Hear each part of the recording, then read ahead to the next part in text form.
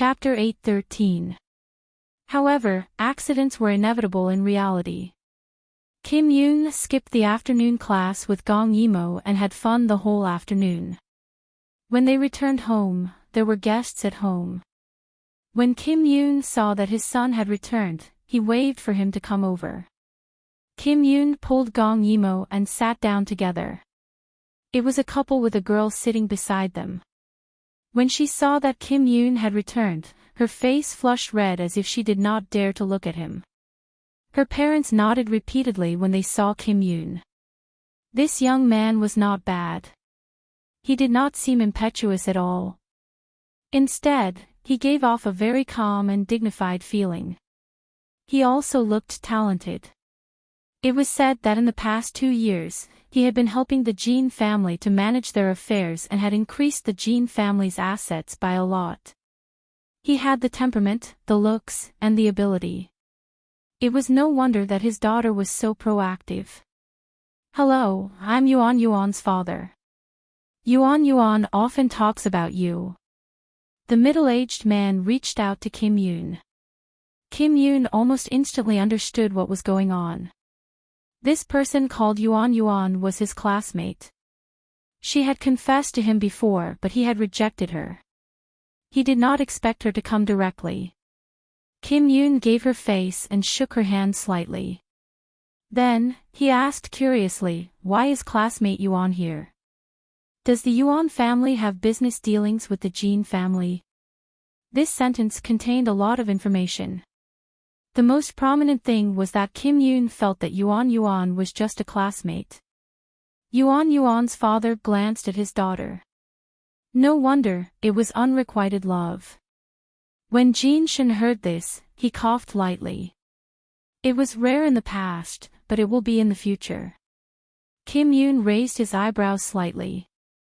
"If that's the case, I won't disturb Dad from talking about business." As he spoke, he was about to leave with Gong Yimo. Jin Shin said at the right time, "That's good too. Take Miss Yuan for a walk nearby. I have something to discuss with your Uncle Yuan." Kim Yoon was a little unhappy, but he still agreed. Anyway, he was going abroad. It would be better to bear with it for a while. His concession made Yuan very happy. Who didn't know that Kim Yoon was a flower on a high mountain in school? Countless people chased after him, but no one could move him. She must seize the opportunity. However, she didn't expect that the time she finally got to be alone was to watch Kim Yoon tutor Gong Yimo. The two of them chatted very familiarly, which made her feel like an outsider. She could only step in and say with a smile, "Classmate Jean, you must be very tired today. Why don't I teach your sister?" Kim Yoon and Gong Yimo glanced at her at the same time. Yuan puffed out her chest. She was a top student after all. Kim Yoon refused. "There's no need. Mor is already used to my teaching methods. If Miss Yuan is free, why don't you prepare some juice for me?" Was he treating her like a servant? However, Yuan hurriedly agreed and turned to leave. After she left, Gong Yimo was a little disappointed. "Brother, she likes you a lot." Kim Yoon couldn't deny it. Yuan wasn't a bad girl, but his heart couldn't hold anyone else. At this moment, he looked at Gong Yimo and teased her. "Yes, she likes me." Gong Yimo was a little nervous. "Do you like her?" Kim Yoon shook his head and pinched Gong Yimo's nose. "Did you forget? You said you wanted to be my wife. How could I like someone else?" At this moment, Gong Yimo also understood the meaning of a wife. She also knew that she couldn't be her brother's wife. However, her brother's tone sounded like he was joking, so she couldn't say anything. Seeing Gong Yimo like this, how could Kim Yoon not understand what she was thinking? It seemed like it was time to start the second step of the plan. The first step was to let Mor get close to him. The second step was to let Mor understand that he was not only her brother, but also her man. Therefore, Kim Yoon directly pulled Gong Yimo into his arms. Gong Yimo immediately became nervous because Yuan could come back at any time. How embarrassing would it be if outsiders saw them like this? However, Kim Yoon did it on purpose. Are you going back on your word? Gong Yimo didn't understand what Kim Yoon was referring to. Kim Yoon pinched her waist and made her straddle him. You don't want to be my wife anymore. Kim Yoon looked hurt. Up close, his face was breathtakingly beautiful. Gong Yimo blushed and stammered, the book says that siblings can't get married, but we're not related by blood. Gong Yimo frowned. But we're siblings. Kim Yoon was so angry that he bit her lip. This little thing actually dared to go back on her word after growing up. He had been waiting for her to grow up until he was about to go crazy. Gong Yimo was a little dazed after being kissed by Kim Yoon all of a sudden. No matter how good-looking Kim Yoon was, he was still a man and had a unique masculine scent on him. When it suddenly hit her face, Gong Yimo subconsciously held her breath. So you're going back on your word? Kim Yoon gritted his teeth and asked. Gong Yimo didn't have time to answer. When she thought that Yuan would be back soon, she was a little embarrassed and wanted to get off Kim Yoon. However, Kim Yoon was hugging her so tightly that it was useless no matter how hard she tried. She could only compromise and say, brother, don't be like this. Kim Yoon refused to budge an inch. Immerse said that she likes me. Since she likes me, why can't she marry me? Gong Yimo couldn't come up with a reason. In the end, she could only say, Mom will be sad. Kim Yoon pursed his lips. If you don't marry me, will you be willing to let me marry someone else? Gong Yimo definitely wouldn't be willing. However, on second thought, why wouldn't she be willing? Although she didn't have much experience in this aspect, she knew that she and Kim Yoon couldn't be together. Thus, she asked carefully, will you still like me if you marry someone else? This answer made Kim Yoon furious. It was time for her to understand that he was not only her brother, but also her man. Thus, following Gong Yimo's exclamation, Kim Yoon actually carried her into the inner room. Kim Yoon's room was a suite. Other than the living room, there was also a bedroom. When Kim Yoon reached the bedroom, he no longer restrained himself and pressed Gong Yimo down on the bed. Gong Yimo cried out softly, but didn't resist. This was because Kim Yoon would hug her and play with her in the past. However, it was clearly different this time. She felt that something was poking her. What was this? She really didn't know at all. However, that part made her feel inexplicably embarrassed, so she didn't dare to ask. A dangerous glint flashed across Kim Yoon's eyes. His voice was low and ambiguous. Against the light, he looked less gentle and more devilish. Isn't Moer being too greedy? After a brother marries someone else, he can only be good to that person. He can have many sisters, but his wife is the only one. Upon hearing this, Gong Yimo's heart skipped a beat. She hurriedly hugged Kim Yoon's narrow waist and shook her head repeatedly. But I'm your only sister. You can't be good to anyone else. Kim Yoon looked at her little face, which was becoming more and more beautiful by the minute.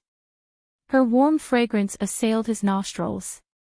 His Adam's apple bobbed and his voice became even more hoarse. No, a sister can't get that much love. So, will Moer marry a brother? Chapter 8:14. Gong Yimo felt conflicted in her heart. On one hand, she felt that something was wrong, but on the other hand, she couldn't bear to part with her brother. Whenever she thought of her brother liking someone else and only being good to that person, she felt extremely sad. Her hand that was hugging Kim Yoon tightened. Kim Yoon was hugging a warm and fragrant woman. After holding it in for a few years, he couldn't hold it in anymore. However, the woman he loved was hugging him tightly with an aggrieved expression. It was simply torture. Under the torture, Kim Yoon wasn't as gentle as before. He grabbed Gong Yimo's face and lifted it up, sucking on her lips forcefully. He had never dared to go too deep, but this time, he couldn't hold it in anymore. Suddenly, something entered her mouth. Gong Yimo was embarrassed and anxious. She felt that this kiss was very different from usual. If she knew more, she would know that this was the taste of lust. She kept dodging, but Kim Yoon pressed her down tightly, kissing deeper and deeper. Ambiguous kissing sounds could be heard in the room. Gong Yimo's body was hot, but she could feel that the other party's body was even hotter. After struggling for a while, Gong Yimo couldn't break free. She could only passively endure. Her heart was beating very fast, and the other party's heat made her tremble. Slowly, she gave in. Although she didn't understand what this intense and crazy kiss meant, she couldn't help but want to continue entangling. The two of them hugged each other and rolled around on the bed. From the initial probing to the final craziness, the two of them were inseparable and their breathing was chaotic. Gong Yimo gradually went from passively enduring to teasing him back as if she had found a fun toy. Under the entanglement, Kim Yoon completely lost his rationality. When he opened his eyes again, they were bloodshot. The way he looked at Gong Yimo clearly showed that he wanted to swallow her. His voice was filled with lust, making Gong Yimo's body tremble. The next second, she realized that Kim Yoon was unbuttoning her shirt. Gong Yimo's heart was beating very fast. She looked timidly at Kim Yoon above her body. She didn't know what was going to happen next, but the current situation made her instinctively feel that it was dangerous. Her brother was like a ferocious beast on fire. He was very different from her usual brother. The air was burning and desire was on the verge of erupting. However, at this moment, Yuan's voice suddenly came from outside. Classmate Jean, are you in your bedroom? Kim Yoon's reason instantly returned. Damn it! What was he doing? Hearing the sound, he quickly shouted, "Don't come in." Kim Yoon's voice was very irritable, causing Yuan, who was about to open the door, to freeze outside with the tray in her hand. However, she did not leave. Now that the little girl was not here, it was the perfect time to confess. Gong Yimo also woke up. Her cheeks were red as she looked at her brother who was still on top of her but did not dare to act rashly. She suddenly had an idea and secretly laughed. Her brother seemed to be afraid. It wasn't that Kim Yoon didn't want to leave, but he really couldn't bear to. He liked the feeling of being close to her. The heat in the air seemed to have not dissipated, and the messy bedsheets all showed what had happened when he lost control. Was still young and might not understand, but how could he not understand? If this continued, he definitely wouldn't be able to wait until she turned 18. Unfortunately, Yuan was still here.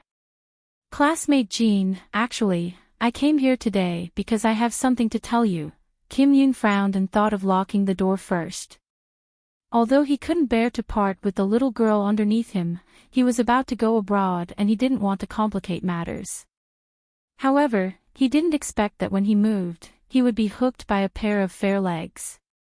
Gong Yimo actually didn't use much strength, but Kim Yoon was once again on top of Gong Yimo. Their eyes met and Kim Yoon saw the passion, shyness, and mischief in Gong Yimo's eyes. Kim Yoon understood that Gong Yimo didn't understand the consequences of being found out. His eyes darkened. He also wanted to, but he couldn't continue like this, so he lowered his voice and spoke. Be good. I'm going to lock the door. Gong Yimo pouted unhappily. In the past, he would kiss her whenever he wanted to. Every time, she would be afraid that others would see it and think that it was embarrassing for her to be kissed by her older brother. This time, it was finally her older brother's turn to be afraid. She didn't want to let go. Therefore, Her legs wrapped around Jin Yun's body even tighter, almost breaking his rationality. Fire flashed in his eyes. He glared at Gong Yimo, the girl who didn't know she was playing with fire, and kissed her lips lovingly. Her little lips were swollen from the kiss just now, and she looked so pitiful. Emor, be good. I'm going to close the door. Let go of me, okay? His voice was low and hoarse, and it was obvious that his lust hadn't subsided. No. Okay. Gong Yimo told him proudly. Actually, it was very easy for Kim Yoon to break free, but how could he use force to break free when Emor was so close to him? Yuan, who was outside, didn't hear a response. She thought for a while and continued. I really like you. Facing the door, Yuan felt much better. She could finally say those words. I know you don't know me well, but I really like you. From the first time I saw you, I wanted to be your wife. A complicated look flashed in Kim Yoon's eyes. He could tell that Yuan was a good girl, so when he rejected her, his attitude was still gentle. He didn't expect her to be so persistent. When Gong Yimo saw that Kim Yoon was thinking about someone else, especially when she heard the girl outside say that she wanted to be her older brother's wife, she suddenly felt scared. If her older brother really married someone else, he would think about them and treat them well. What would she do? Therefore, in such fear, Gong Yimo suddenly hugged Kim Yoon tightly and offered her lips. Kim Yoon's eyes widened and he immediately came back to his senses. However, Gong Yimo didn't know that she was going to die and licked his lips a few times. Brother. Her voice was soft and aggrieved, like a kitten that was about to be abandoned. Her pair of big eyes stared at Kim Yoon. If you like kisses, I'll let you kiss me. Don't like other people, okay? Her words were like intense lust. At this moment, Kim Yoon couldn't hear anyone else's words. How could he still remember that the door wasn't locked? He pressed Gong Yimo's head and kissed her deeply again. She tasted too good, sweet, and beautiful. It made him want to never let go. He didn't dare to go deeper in the past, but it didn't mean that he didn't want to. He had wanted to do this for a long time. Those desires that were difficult to speak of in his previous life had been suppressed in this life, and they wanted to explode at every moment. He missed this little girl so much that he was going crazy. Yuan saw that Kim Yoon still didn't respond and felt a little strange. Are you still there? Could he have fallen asleep? Yes. In a moment of desperation and reluctance, Kim Yoon only replied with one word. He was thinking crazily in his heart, why isn't she leaving? He wanted to enjoy his girl to his heart's content. Little did he know that his low and hoarse voice could make one's ears pregnant. Yuan blushed and said softly, can you please try to understand me and let me be your girlfriend? Kim Yoon frowned. Just as he was about to chase her away, Gong Yimo kissed his lips and told him nervously, brother. Don't agree. I'll be your wife. I'll be your girlfriend. Okay. Chapter 8:15. Kim Yoon's eyes suddenly lit up. He did not expect Yuan's confession to have such an effect. He grabbed Gong Yimo's shoulders and forced her to look at him. Are you serious? Gong Yimo nodded with a red face and said softly but firmly, brother is mine. At that moment, Kim Yoon did not know if he was overwhelmed by joy or desire. He pressed down on Gong Yimo and kissed her fiercely. A hint of danger flashed in his eyes and he said in a gentle and flirtatious tone. Emor. Wait for me. I'll send her away and then I'll come, to accompany you. Gong Yimo suddenly had a feeling that something terrible would happen when her brother came back. Kim Yoon had already opened the door while humming a tune. However, he blocked the door so that Yuan could not see what was going on inside. Yuan Yuan was waiting for her sweetheart's reply when the door suddenly opened. She was caught off guard and almost knocked over the tray in her hands. Kim Yoon caught it in time. Great, it was Amor's favorite strawberry juice. Yuan Yuan originally wanted to apologize for being careless, but when she saw Kim Yoon, she was a little dazed. How should she put it? The Jin Yoon she usually saw was as silent as an ancient well, but now his face was slightly rosy, and his charming eyes were overflowing with color. His tall and straight body leaned against the door, and his whole person was like a handsome man in a painting that had suddenly come to life. It was a breathtaking beauty. She originally wanted to say something, but she could not say a word. The way his hormones were erupting made her cheeks red and her legs tremble. She just wanted to fall into his arms. Classmate. Classmate Jean. Classmate Yuan. Kim Yoon held the tray in his hands and smiled gently. He was in a good mood and did not care about how his smile impacted her.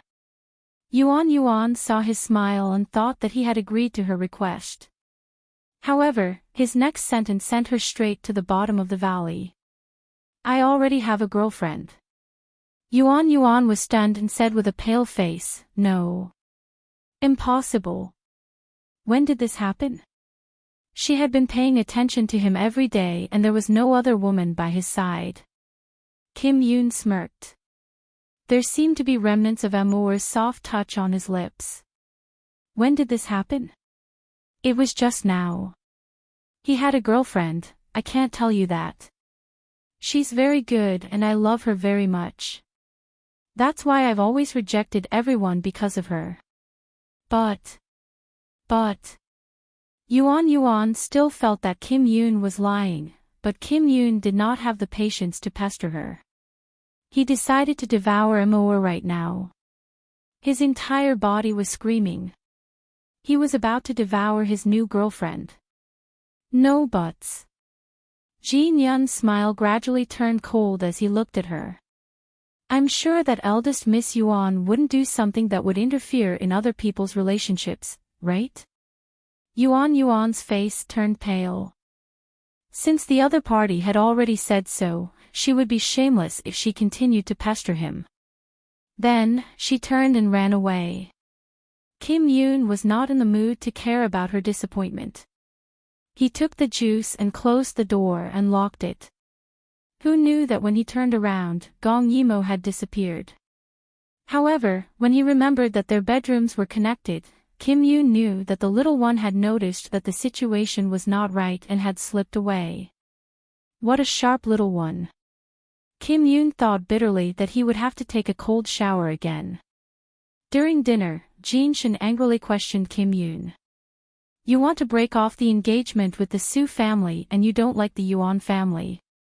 What kind of woman do you want to be? For people like them, they either got married early or got married late. Jin Shin did not want Kim Yoon to follow his old path. In his opinion, career and marriage were two sides of the same coin. At the dining table, Gong Yimo and Su Ru did not speak. Kim Yoon said calmly, What's the rush? I'm only 19 and you're acting like I can't find a wife. I'm going to study abroad for 2 years. When Jin Shin heard this, he immediately said, You're not allowed to go. What's so good about studying abroad? What he was worried about was that Kim Yoon had finally learned to be obedient in the past 2 years. If he went astray again, who would inherit the Jin family? Kim Yoon frowned. What do you know? There are good things in our country and there are good things abroad. I'll learn from the other country's philosophy and develop the strengths of our country. Only then can I manage the company better and keep up with the times. Otherwise, the Jin family will go downhill sooner or later. Jin Shin did not expect Kim Yoon to have such thoughts. His heart skipped a beat, but he still said, I'm worried about you going abroad alone. Who knows if you'll find a group of bad friends to hang out with? Kim Yoon frowned and seemed a little impatient. Then, he suddenly looked at Gong Yimo and said, How about this? Will go too. I'm a good brother. Is studying abroad, so I'll take good care of her. Is that okay? Before Jinshin could say anything, Su-ru was a little unwilling. She wanted her daughter to go abroad to supervise the eldest young master. Although the eldest young master had been very good to in the past 2 years, what if he went astray again and bullied However, before she could say anything, Kim Yoon said faintly. Anyway, the Jin family will belong to us in the future.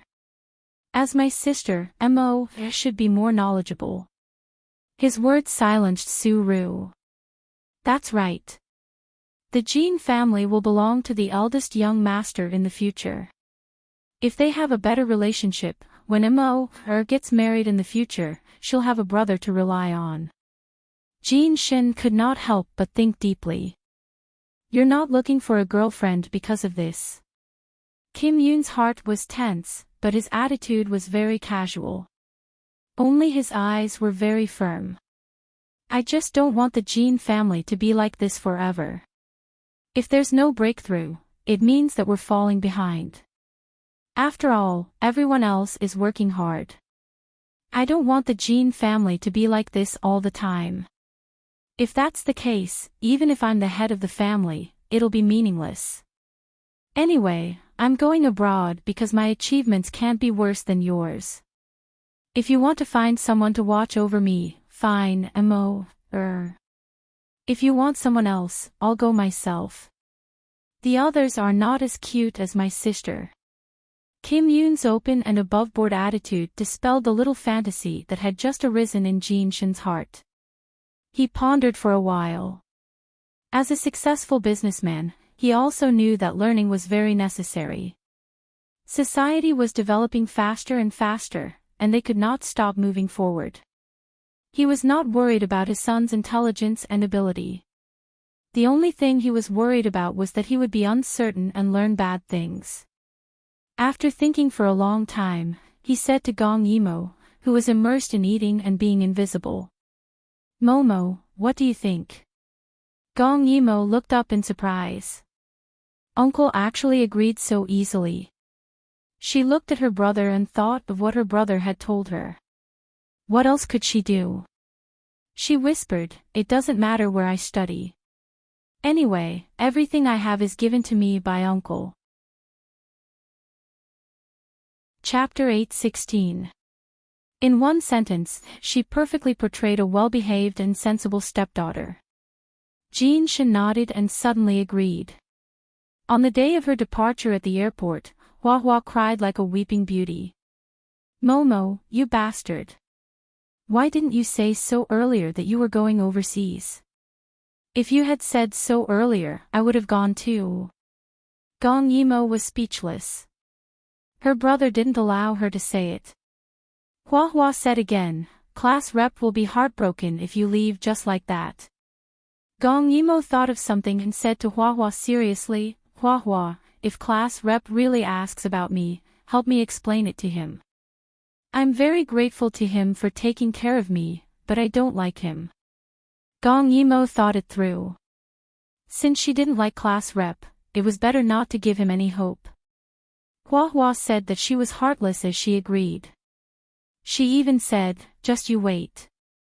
After I graduate from high school, I'll go overseas to study. Don't forget about me. Gong Yimo burst out laughing. It's not like we're in ancient times. If you miss me, just give me a call. Hua hugged her. I still can't bear to leave you. Kim Yoon was a little anxious as he watched from the side. He felt that he could only relax when he took Imo away. When they were overseas, no one would know about their relationship. They would be a real couple. Thinking of this, he was looking forward to it. Let's go, Imo. It's time to go through the security check. Kim Yoon gave Hua a charming smile. Hua, you can come and play with Imo in the future. When the time comes, we'll be your tour guide. The power of a handsome man was strong. Hua Hua immediately stopped being sad and looked at Kim Yoon with shining eyes. Really? Kim Yoon smiled innocently. Of course it's true. Hua Hua wiped her tears and pushed Gong Yimo towards Kim Yoon again. Then I'll leave Mo in your care. I believe Senior will take good care of her. Kim Yoon revealed a strange smile as he hugged Gong Yimo's shoulder with one hand, revealing his white teeth.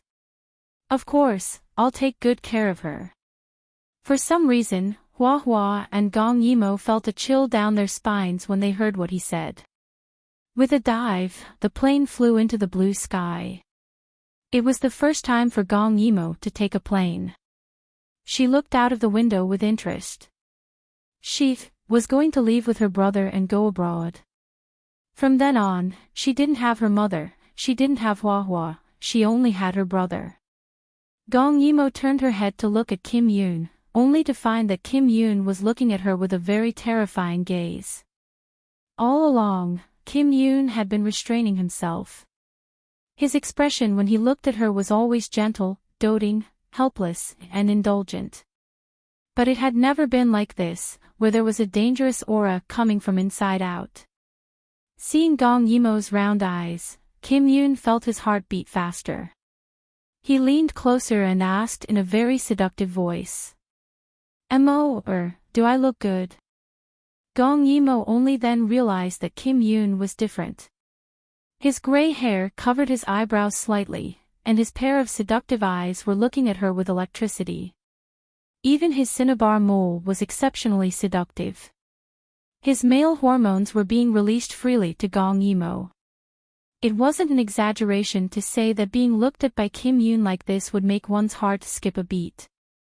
Brother, Gong Yimo was a little scared because Kim Yoon was different when he sat on the plane. Kim Yoon's eyes darkened. He wanted to kiss her, but there were other people in the first-class cabin. Fortunately, they had their own private space. Mo, we have to sit for 10 hours. Are you tired? There's a bed to rest on. Do you want to go?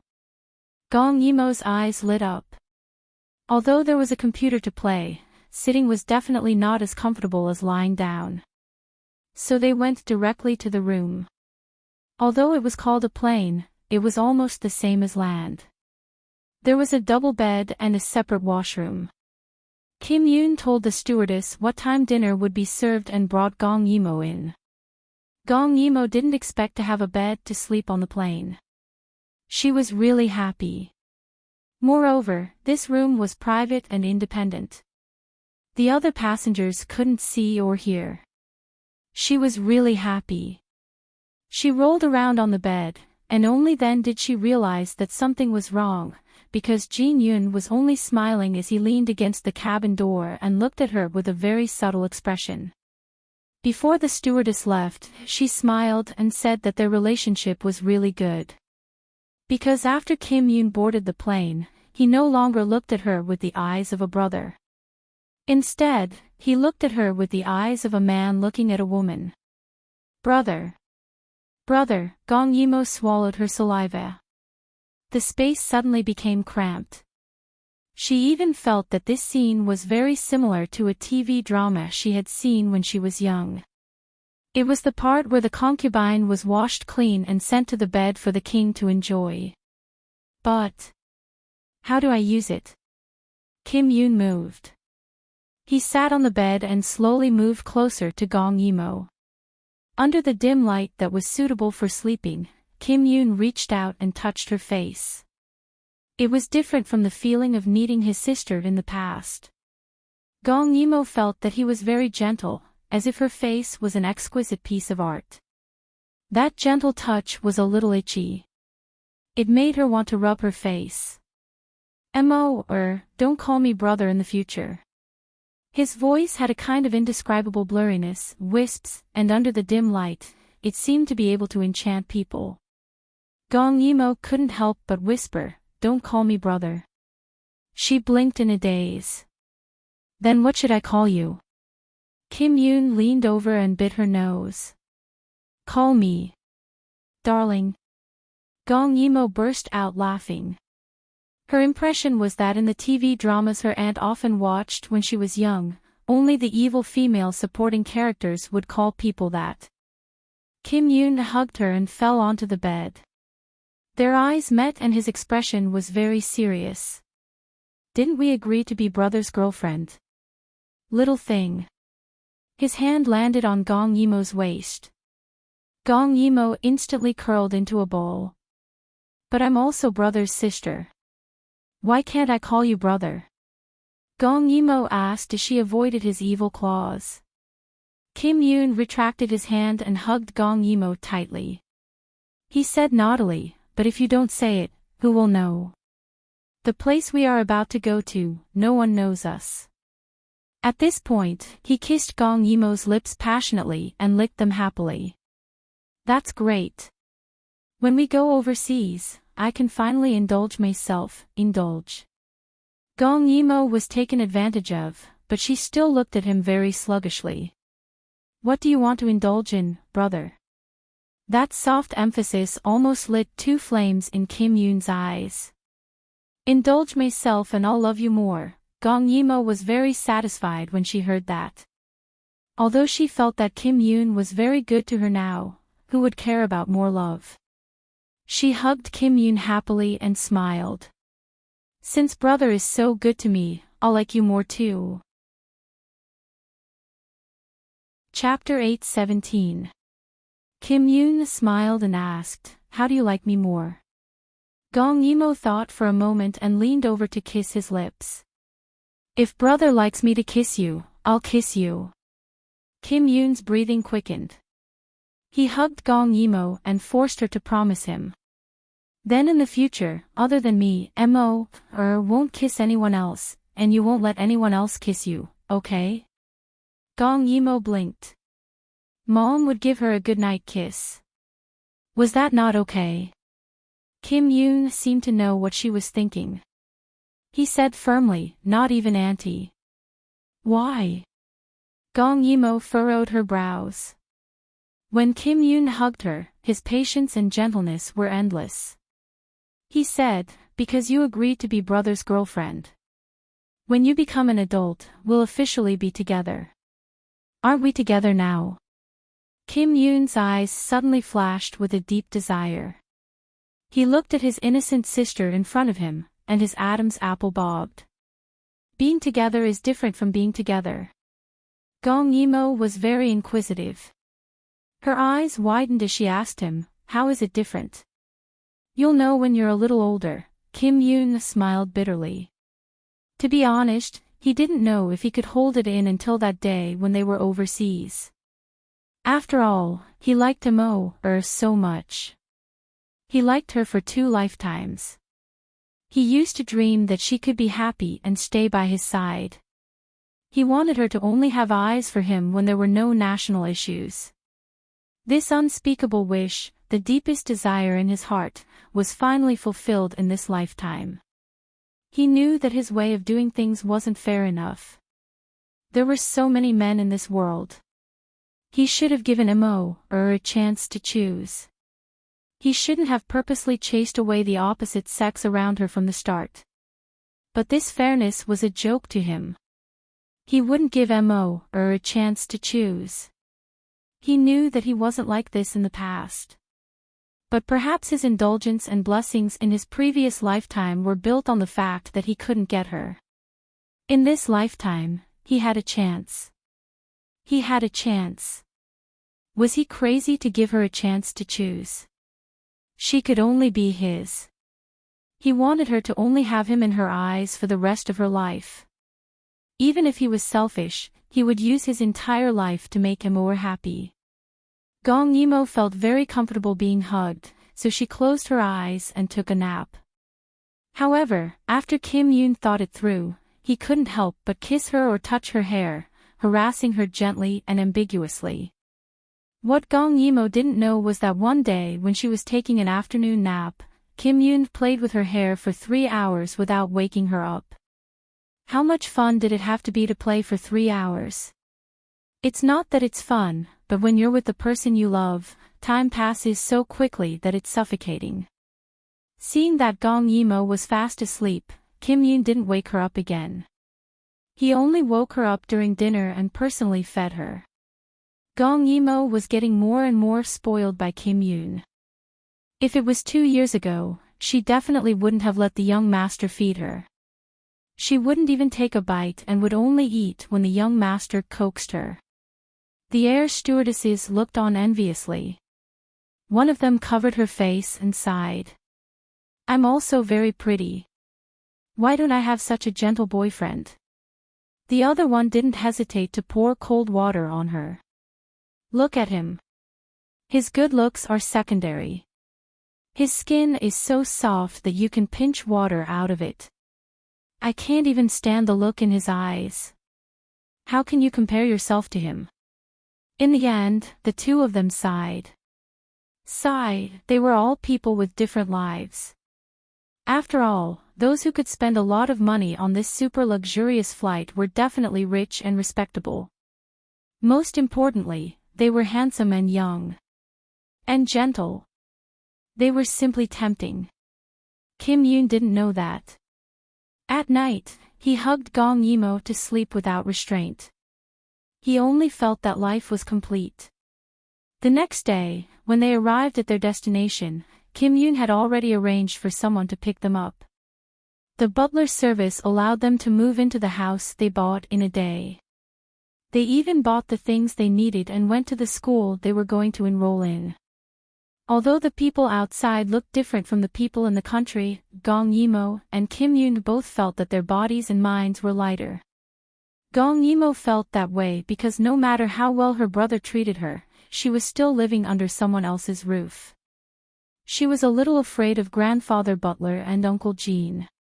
Kim Yoon felt that way because he could hug Imo without restraint and didn't need to receive any strange looks. He didn't need to restrain himself. After walking around, they brought a lot of things back to their home abroad. The house was well equipped and they arranged for a part-time worker to come and clean every day. This might be very shabby for the young master of the Jean family, but Kim Yoon felt that it was best for him and Imo to live a simple life without outsiders. Gong Yimo also wasn't used to having so many servants, so she said that it was good. Thus, a small 2-story villa became a happy nest for the two. Gong Yimo energetically pulled Kim Yoon and used the things they bought in the afternoon to decorate it. However, they had a disagreement about the bedroom. Gong Yimo realized that there was only one master bedroom, so she asked for 2 master bedrooms. However, Kim Yoon rejected her. His reason was righteous. Didn't Imo want to be brother's girlfriend? Gong Yimo tilted her head. She still didn't give up. But brother also said that he wanted to wait for 2 more years. Kim Yoon glared at her bitterly. Imo is so hateful. Brother only wanted you to wait for 2 more years, but you didn't even give him the most basic comfort. How could Gong Yimo resist such a devastatingly beautiful face? She could only give in. If there was only one bedroom, then she would have to dress it up properly. The 3-meter bed in the master bedroom was already very soft, but she felt that it wasn't enough. She used the goose down quilt she bought to cover it up. It was so high that if one lay on it, they would sink into the clouds. Kim Yoon looked at Gong Yimo, who was like a little bee, putting the things she bought in place. The corners of his mouth curled up. He felt that going abroad was the wisest decision he had ever made. He could imagine how many happy memories he and Imo would have in this small house in the future. After doing all this, the two of them had a simple dinner and took a good bath. In the end, the fragrant Gong Yimo was held in Kim Yoon's arms. They sat in front of the desk and read. Kim Yoon was very clear about what he wanted. He was even more clear that no matter what world he was in, strength was the most important thing. Therefore, in these few years, he had been eagerly learning. Fortunately, there were some things that could be mastered. He could manage a country well, so naturally, he could manage a business well. However, this wasn't enough. He had to be stronger. He couldn't stand on his father's shoulders. He had to make his father look up to him. Only in this way could he smoothly control his marriage. No one would dare to question his decision. Gong Yimo saw that he was tired. She reached out to massage his temples and said softly, "Brother, it's so late. Let's sleep." This sentence was like a hint. Kim Yoon couldn't help but smile. Is Mo inviting me? Chapter 8:18. Gong Yimo's eyes widened. Her little hand pressed on Kim Yoon's temple, and she was stunned. It was late at night, and there were only neighbors within 100 meters of the bungalow. A man and a woman alone in a room. She had nowhere to run, and no one would hear her even if she screamed her lungs out. Strange. Her brother wouldn't bully her, so why did she feel like she was in danger and wanted to run? Kim Yoon saw that she was very nervous and scared, but she didn't say anything. He thought that she was extremely cute. Mo, are you afraid of your brother? There was a dangerous smell in the air. Kim Yoon's smile was very gentle, and there was a seductive charm in that gentleness. Gong Yimo swallowed her saliva. The brother in front of her was very scary, but that seductive face of his made people fall for him. Strange. Why should she be afraid of her brother? Will you hit me? Kim Yoon narrowed his eyes and thought for a while. That shouldn't be considered a hit, so he shook his head. Gong Yimo said again, will you be fierce to me and not want me anymore? Kim Yoon hugged her and squeezed her. Even if your brother doesn't want you, I won't abandon you. Gong Yimo nodded. She frowned and asked him, and at the same time, she was asking herself. Then why am I afraid of you? Strange. Why did she feel that her brother was very scary sometimes? Kim Yoon's eyes flashed with a hint of a smile. That's right. Brother dotes on Mo so much, but Mo is still afraid of you. How sad. Gong Yimo decided to change this bad habit of hers. She said generously, then I've decided that I'm not afraid of you anymore. Brother, let's go to sleep. Kim Yoon carried her by the waist and walked towards the big bed. Okay. Let's sleep. Kim Yoon threw Gong Yimo on the bed, and she immediately sank into it. It was very interesting. However, before she could move, she was pressed down by Kim Yoon. Kim Yoon carried her and kicked off her slippers. Then, the two of them rolled into the clouds. The room was filled with Gong Yimo's happy smile. Kim Yoon's neck was very itchy when he kissed her. The two of them were intimate and the first night passed so sweetly and dangerously. When he woke up the next day, Kim Yoon had dark circles under his eyes. In an environment where there was no need for him to restrain himself, where there was no one to monitor him, patience became the most difficult thing for him to endure. Mo, this heartless girl, didn't understand, but he did. That unspeakable desire, which he had been thinking about day and night since he broke out of the ground, was getting restless every day. This country was very open-minded. Sometimes, he even thought that his current persistence was simply torturing himself. However, Mo liked to add fuel to the fire. Gong Yimo rubbed her eyes. Seeing that Kim Yoon seemed to be thinking about something while sitting on the bed, she immediately hugged him from behind. Brother, I want to eat donuts for breakfast. Her soft and delicate body pressed against his back. Kim Yoon's body tensed up. He sighed in his heart. I want to eat you for breakfast. He patted Gong Yimo's hand and covered the darkness in his eyes. His eyes accidentally glanced at the little bun under Gong Yimo's cute pajamas, and his Adam's apple bobbed. Wait a little longer. At least wait until the feast grows to its most perfect state. Kim Yoon suddenly thought of something and said happily, shall I make papaya with milk for Mo, for breakfast? Gong Yimo rarely ate papaya, but it would definitely be delicious if her brother made it, so she nodded her head foolishly. The task of cooking at home fell on Kim Yoon's shoulders. Kim Yoon had an unspeakable thought in his heart. He came up with all kinds of delicious food for Immerse to beautify her body so that Immerse would become exceptionally delicate at the age of 18. Of course, that was a story for later.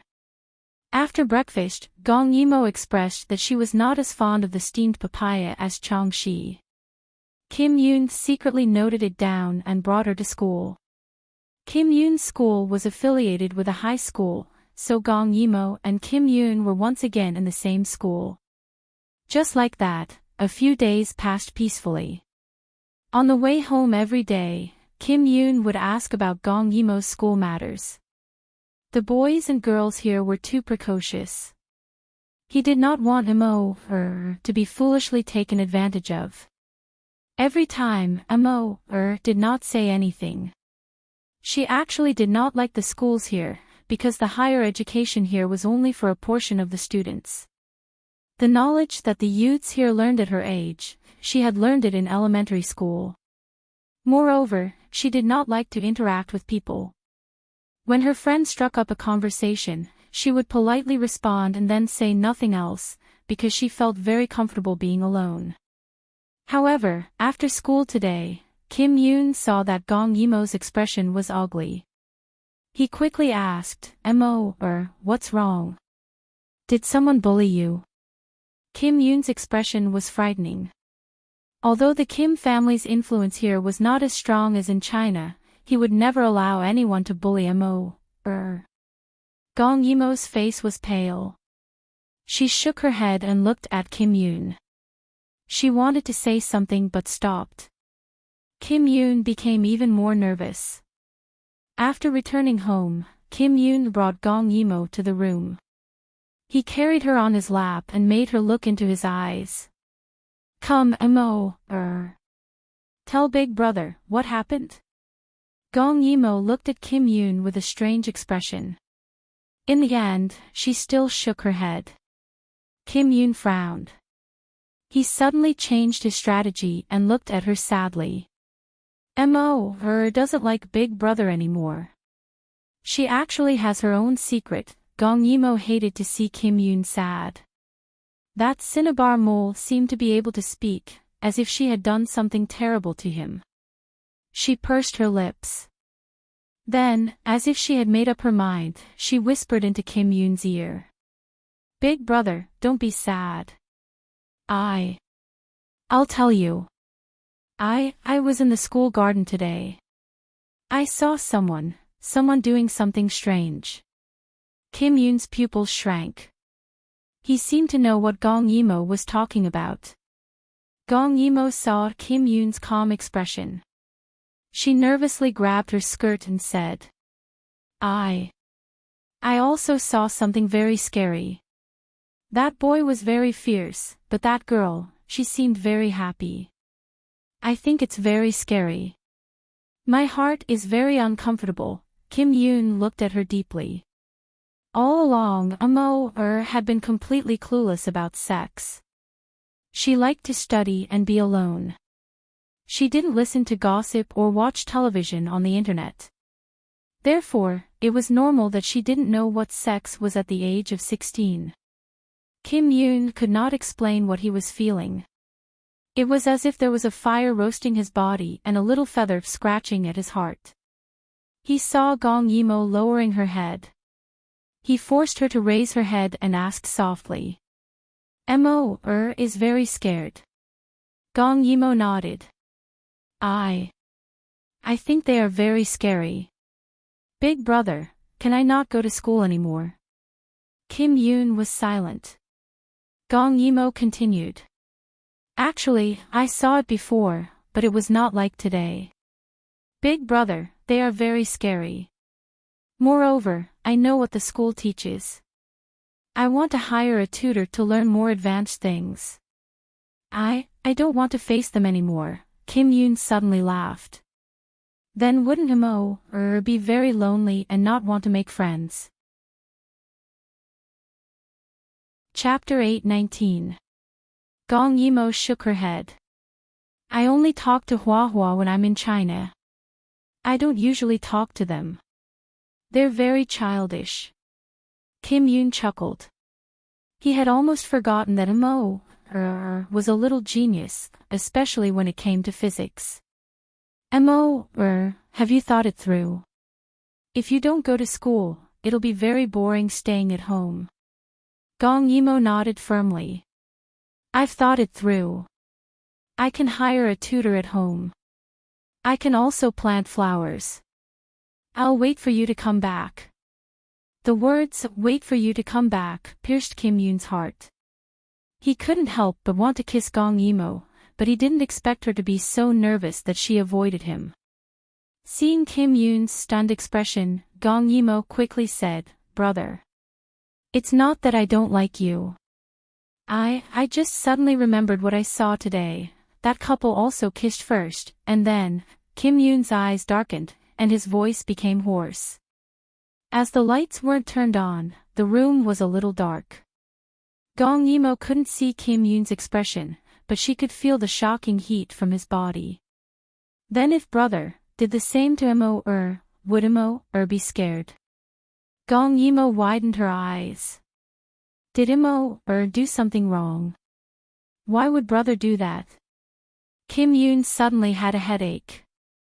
In the past, he thought that Mo was obsessed with studying and didn't like external things. But now, she didn't know anything about relationships. If he suddenly did something, wouldn't it scare her? Kim Yoon stroked her hair to comfort her. Mo didn't do anything wrong. Brother was just giving an example. Mo he thought for a moment and said word by word, Mo just needs to know that brother will never hurt you. Gong Mo finally felt relieved and smiled. She nodded. I believe in my brother. Under Gong Yimo's insistence, Kim Yoon had no choice but to hire another teacher for her. His requirements were very high. In addition to having good knowledge, the teacher must also have a good character and be a woman. Therefore, it took him half a month to find a few suitable teachers. Kim Yoon also found a yoga teacher for Mo. He hoped that through yoga, Mo could understand her body better. He had even formulated a plan in his heart, which was to make Mo accept him unknowingly, including everything about him. They slept on the same bed every day. Kim Yoon deepened their intimacy step by step, forcing her to open her heart bit by bit. On a daily basis, he would take her out for travel and exercise. When they returned, he would personally prepare a milk bath for her and massage her to relax her body. Under Kim Yoon's meticulous care, Gong Yimo was like a delicate flower that was slowly blooming. Kim Yoon counted on his fingers. There were still 7 days until his 18th birthday. Gong Yimo looked at the calendar on the wall and tilted her head in confusion. Just then, Kim Yoon returned. Gong Yimo ran out quickly. Brother. The 23-year-old Kim Yoon had the gentleness of the spring sun. He was calm and handsome. Every time he walked on the streets, he would receive a bunch of recommendations from talent scouts. At this moment, when he looked up, he saw a girl in a snow-white dress rushing towards him like a cloud. His heart skipped a beat and his body moved faster than his brain and hugged her. You're running so fast. What if you fall? Gong Yimo smiled slyly. How can that be? Big brother will catch me. As she spoke, she leaned forward and whispered in Kim Yoon's ear. Brother, tomorrow, accompany me to buy a bra. Kim Yoon was slightly embarrassed. Every time he accompanied Mo, something out of control would happen, so he rejected it. Didn't Mo, just buy it last week? Could it be that she saw his shyness and was deliberately teasing him? Gong Yimo said in distress. Yeah. But what should I do? They're small again. It's all brother's fault for giving Mo breast enlargement food every day. Kim Yoon instantly became nervous. He said sternly, What? This Who told you this?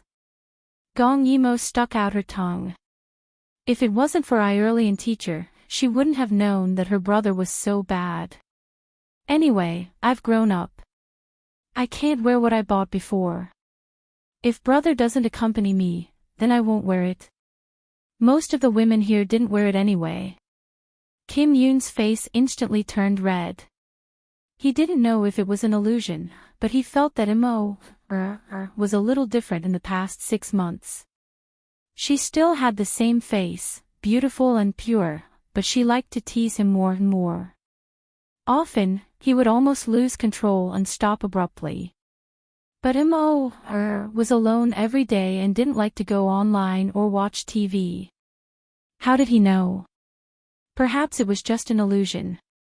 It was as if Imo didn't want to wear a bra because it was too tight. Thinking of this, he secretly glanced at Gong Yimo's chest. He had to admit that with his diet and yoga, although Imo was only 18 years old, her figure, cough cough.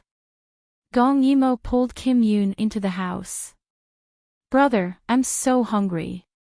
I want to eat the cheese-baked prawns you made. Kim Yoon never refused her requests and tried his best to satisfy them. Now, his attention was diverted and he was thinking about the prawns. Anyway, it was only a few days. Kim Yoon thought to himself. A good-looking person would look good no matter what he wore. Just like now, Kim Yoon was wearing a shirt and beige trousers. He was wearing the super cute light blue apron that Gong Yimo bought for him. He was holding a spatula, but he didn't look out of place at all. Before Kim Yoon came back, the teacher would definitely leave.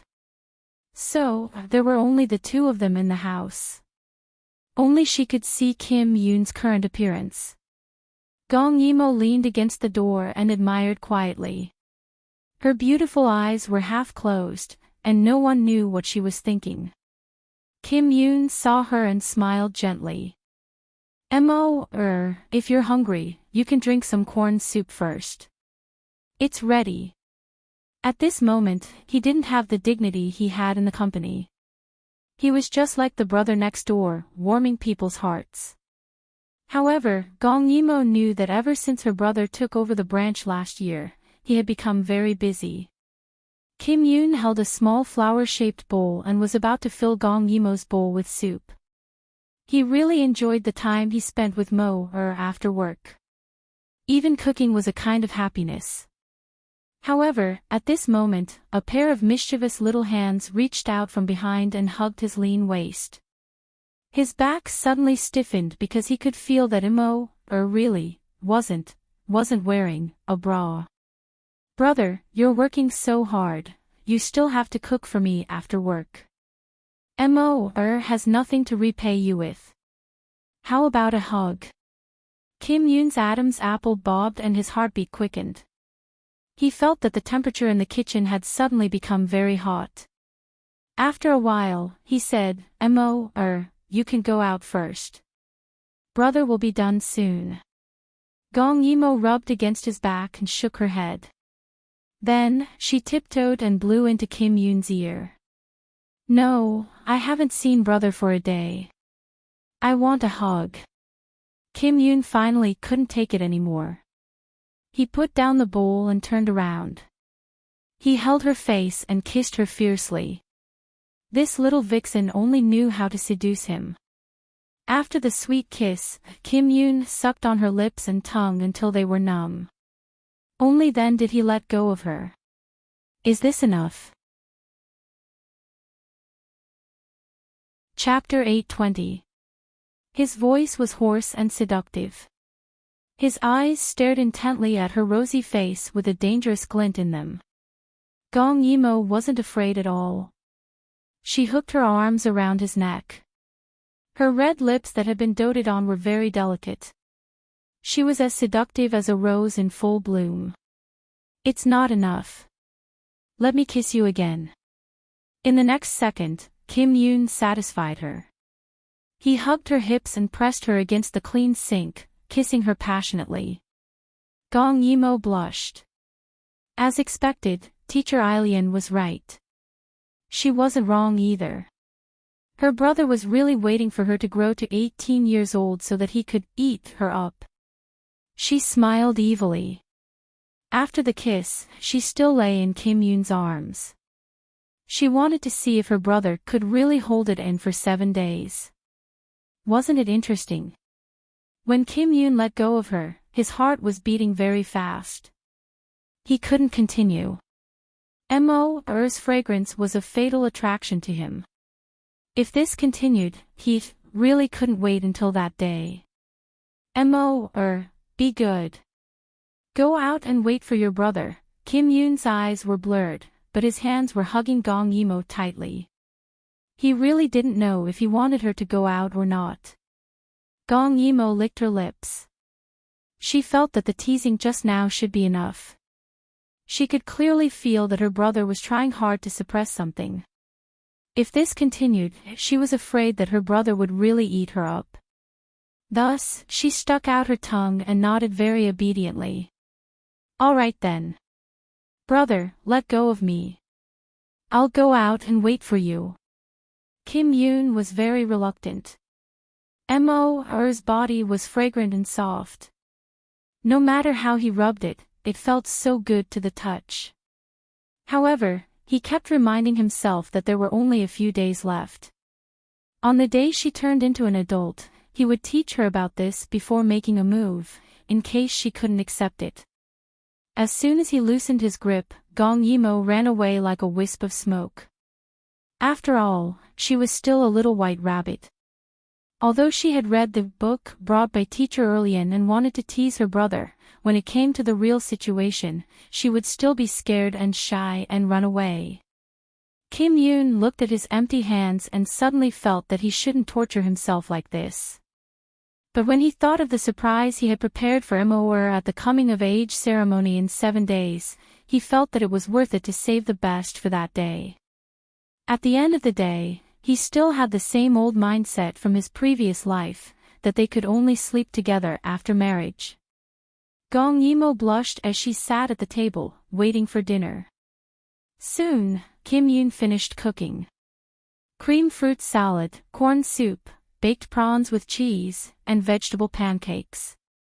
It was simple and delicious. At this moment, Gong Yimo was very well behaved.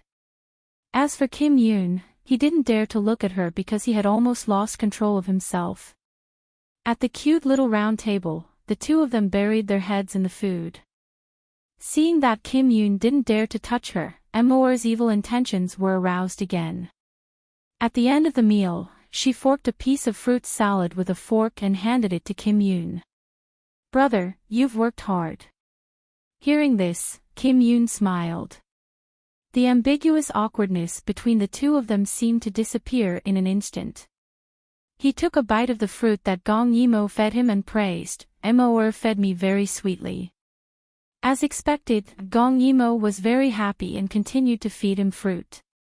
After feeding him 2 pieces, Gong Yimo suddenly bit the fruit on the fork between her lips and stretched her neck for Kim Yoon to eat. The dark red cherry was wrapped by 2 pink lips and there was some cream on it.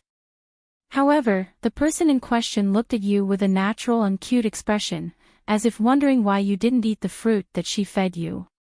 In the end, Kim Yoon couldn't resist the temptation. He pulled her into his arms and lowered his head to bite the cherry. Gong Yimo was bad and didn't give it to him.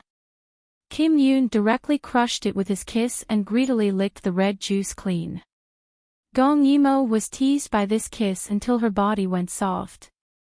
Her big eyes were filled with tears as she looked at Kim Yoon. That kind of coquettish look was enough to drive any man crazy.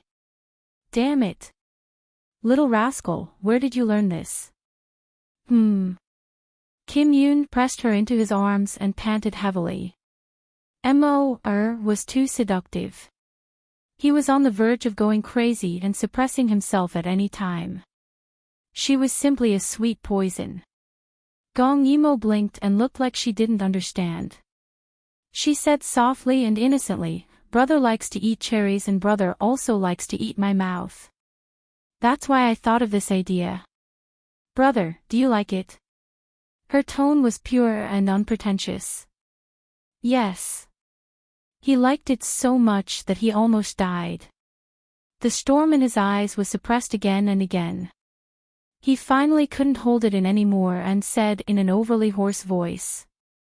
Then what other ideas did Mo come up with? The two of them looked at each other. Under that pair of dangerous and charming eyes, Gong Yimo's face finally turned red. The other party's slightly raised made her feel as if she had been electrocuted. Humph. She wouldn't be suppressed by brother. Therefore, she smiled sweetly. The next second, her fingers poked the cream and smeared it on her face. Brother, Mo's face is stained with cream. What should I do? That innocent gaze, that mischievous smile, and that fair and flawless face. Kim Yoon didn't even think about it and couldn't wait to lick off that bit of cream. His breathing quickened even more. That gaze was even more explicit and made Gong Yimo's heart jump. But at this point, she wouldn't admit defeat. She raised her eyebrows mischievously and asked, Brother, what does Mo taste like? Kim Yoon whispered in her ear, very sweet. Mo is very sweet. His voice was flirtatious and it made Gong Yimo's body go soft. She sat on Kim Yoon's lap and moved a little. He gasped and glared at her fiercely. Gong Yimo was a little scared, but at this moment, she still asked calmly, Brother, other than Mo's face, where else do you want to eat Mo? She waved her finger in front of Kim Yoon's face with cream on her finger, teasing his last taut string. Here. Her fingertip touched her lips and the next second, that bit of red lip was sucked into the man's mouth. Gong Yimo panted and smeared the rest of the cream on her neck. Then, she was choked by Kim Yoon. He buried his head in her neck and plundered her inch by inch. It was so hot, the other party's strength, eager kiss, and crazy gaze made Gong Yimo suddenly feel that something was wrong. She seemed to have broken her brother's bottom line. The next second, her whole body was lifted into the air. Ah! Brother, what are you doing? Her delicate voice was like a temptress who wanted to reject but was also welcoming. This made Kim Yoon's movements even more urgent as he strode towards the bedroom. When he left, he even took the cream bottle on the table. Gong Yimo was trembling in fear. Was it coming? Was her brother going to eat her up? Was cream her condiment? She was still a little dazed as Kim Yoon pressed her down on the bed. Kim Yoon waved the bottle in front of her eyes and smiled seductively. Mo, which part of your body do you want your brother to eat up? Chapter 821. Gong Yimo looked at Kim Yoon who was right in front of her. Her cheeks were red as she asked, Brother, don't you want to wait for a few more days? I still have 7 more days. Kim Yoon mischievously pinched her big white bunny. It's okay. You're not little anymore. His efforts in feeding her were not in vain. The results were impressive. Gong Yimo blushed even more. Brother, are you going to eat me up? This sentence made Kim Yoon's eyes burn. As he unbuttoned his shirt, he told her, fiercely, yeah. Who asked Mo to be so naughty? She kept seducing me. I'm going to eat you up. Gong Yimo covered her eyes with both hands, but she couldn't help but peek through the gaps between her fingers. Finally, she said in a very soft voice. Mo is willing to let me eat you up. Brother, can you be gentler? Kim Yoon's eyes were almost spitting fire. He took Gong Yimo's hands away and forced her to look at him. Finally, he smiled seductively. Mo don't worry. I'm going to dote on you right now. As he spoke, he kissed her lips. Although Gong Yimo was afraid, she still hugged him and kissed him deeply. She seemed to have turned into a puddle of spring water and was teased by him endlessly. The two of them kissed until they couldn't bear to part. They couldn't help but tear each other's clothes as if they were looking for a vent.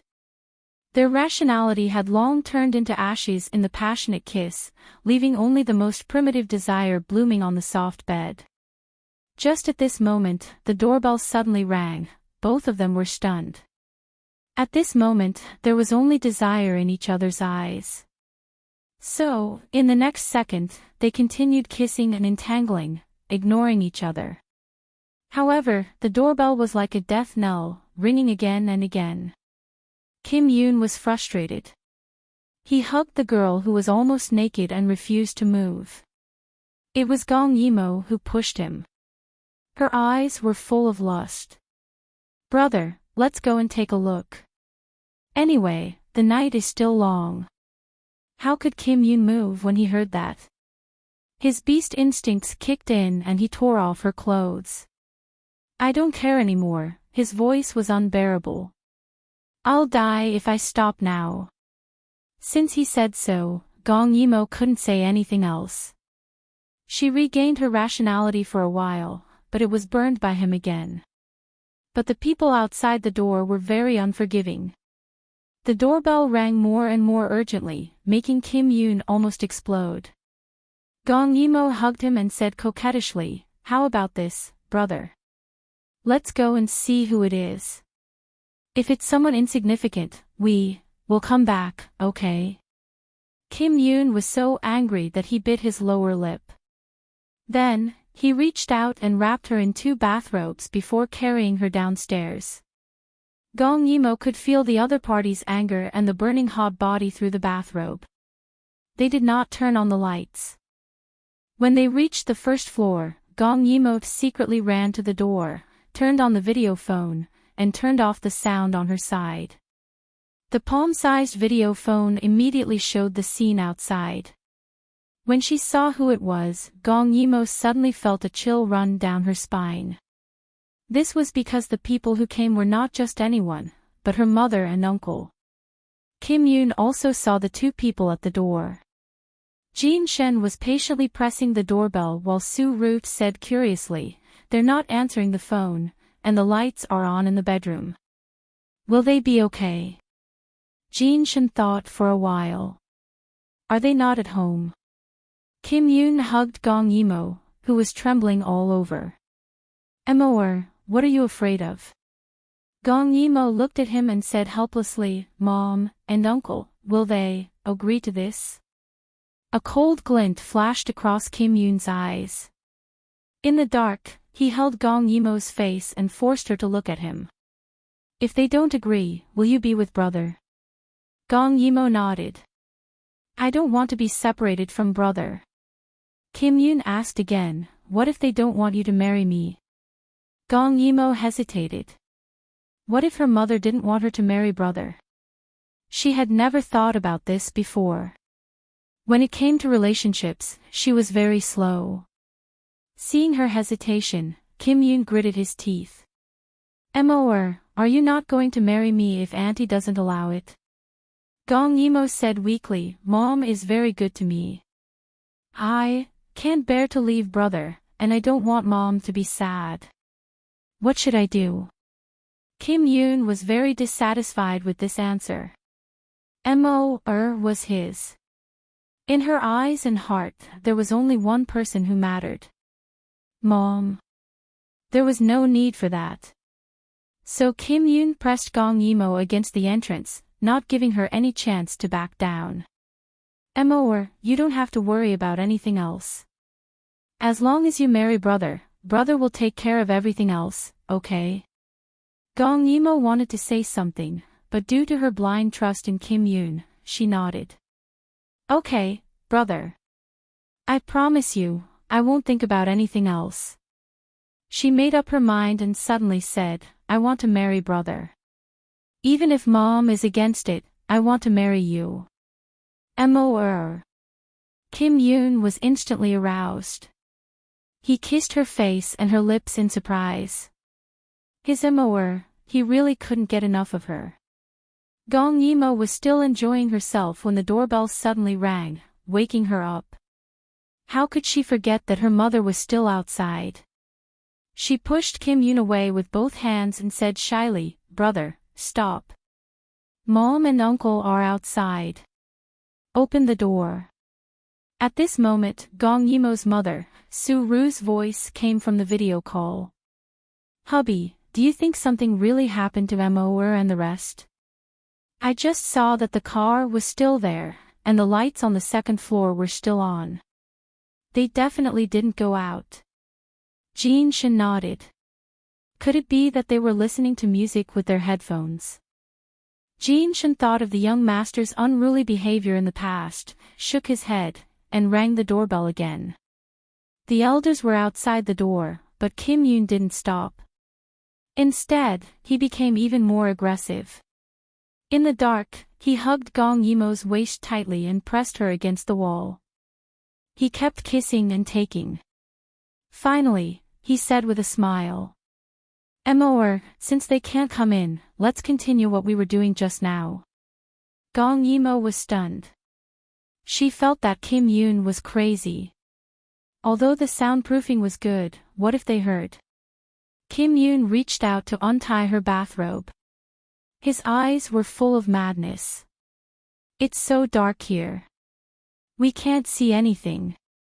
Moer, you don't have to be afraid, brother, don't be like this."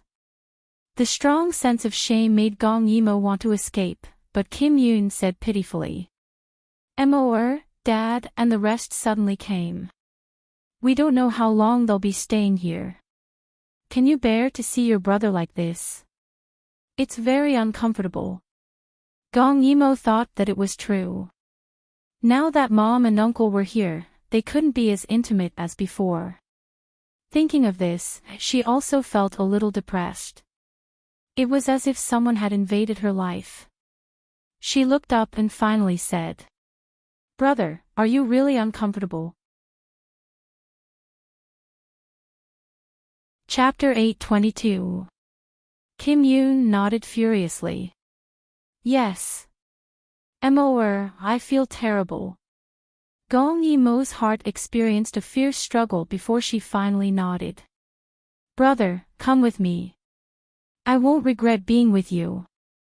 Kim Yoon felt so happy that his heart was about to burst. He kissed Gong Yimo's lips in satisfaction before he carried her to the sofa. "Moer, I'm sorry. There's still a few more days, but I can't hold it in anymore." Gong Yimo was very nervous when she heard the doorbell outside. She said uneasily, "It's okay. Brother, but is it really okay to ignore Uncle and Mom?" "Silly girl." Kim Yoon nibbled her nose.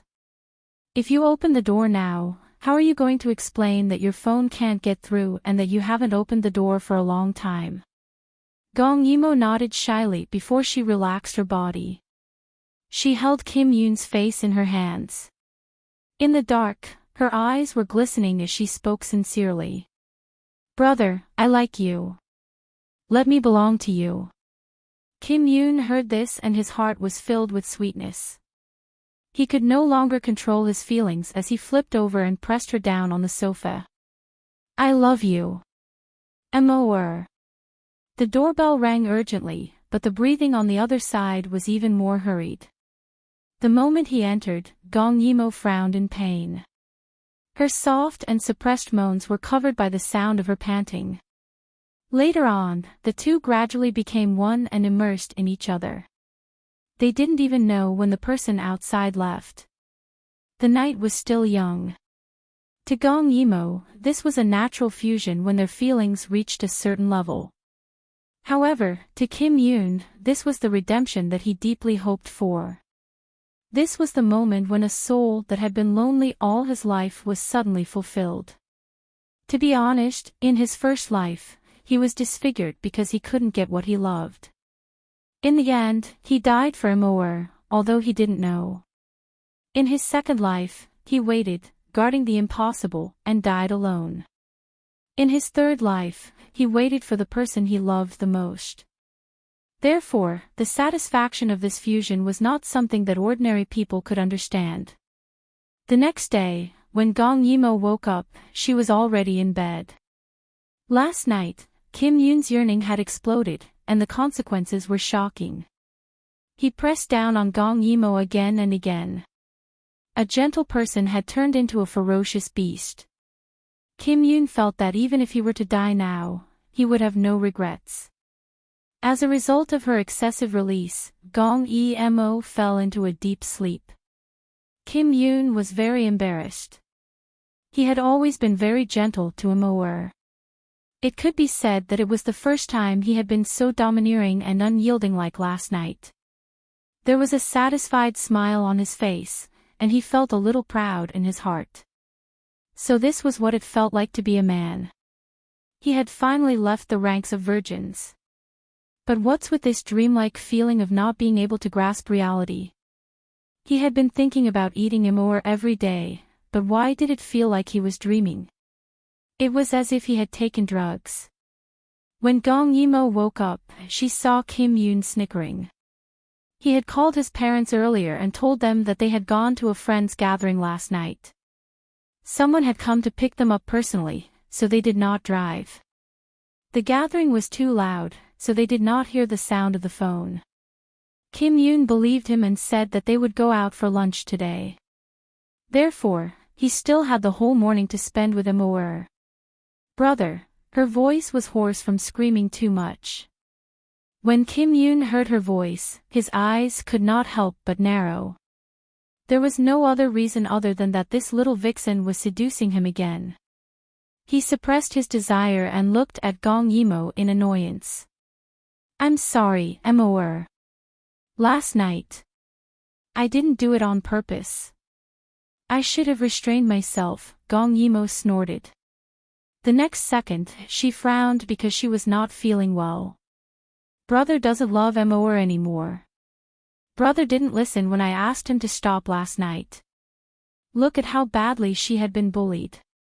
Kim Yoon blushed and tried to coax her gently. However, Immerse was as if she was made of water. She snorted left and right and ignored him. Kim Yoon promised a lot of benefits and promised to listen to her in bed. Only then did Immerse look better.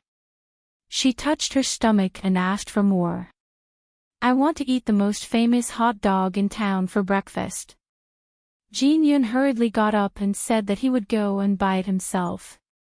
After Kim Yoon left, Gong Yimo continued to rest.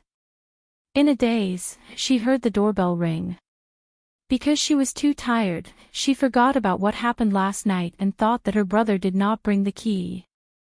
She endured the discomfort and got up. She opened the door. Before she could say, brother, it became mom. Su-ru was very happy to see her. Jin-shin asked them to meet outside, but Su-ru missed her daughter and could not help but call them in advance. However, her smile froze in an instant because she saw the ambiguous marks on her daughter's pajamas. She was also a woman, how could she not know what those were? Gong Yimo saw that Su-ru's expression was not right and realized the marks on her body. Last night, it was too crazy. There was no way to explain the marks on her neck. Su-ru's eyes widened. She did not know how to face this scene. Just as she was about to say something, she realized that she was at the door and strode in. Gong Yimo closed the door silently. Like a child who had done something wrong, she followed behind Su-ru. Su-ru was suppressing her anger at first, but the more she thought about it, the angrier she became. Her round face was tense. She sat on the sofa and suddenly asked, "Where's young master?" Gong Yimo whispered. "Brother went out." "Brother?" Su-ru sneered. Looking at her daughter who had grown into a beautiful woman, her heart was boiling with anger. This must be Kim Yoon's doing. No wonder.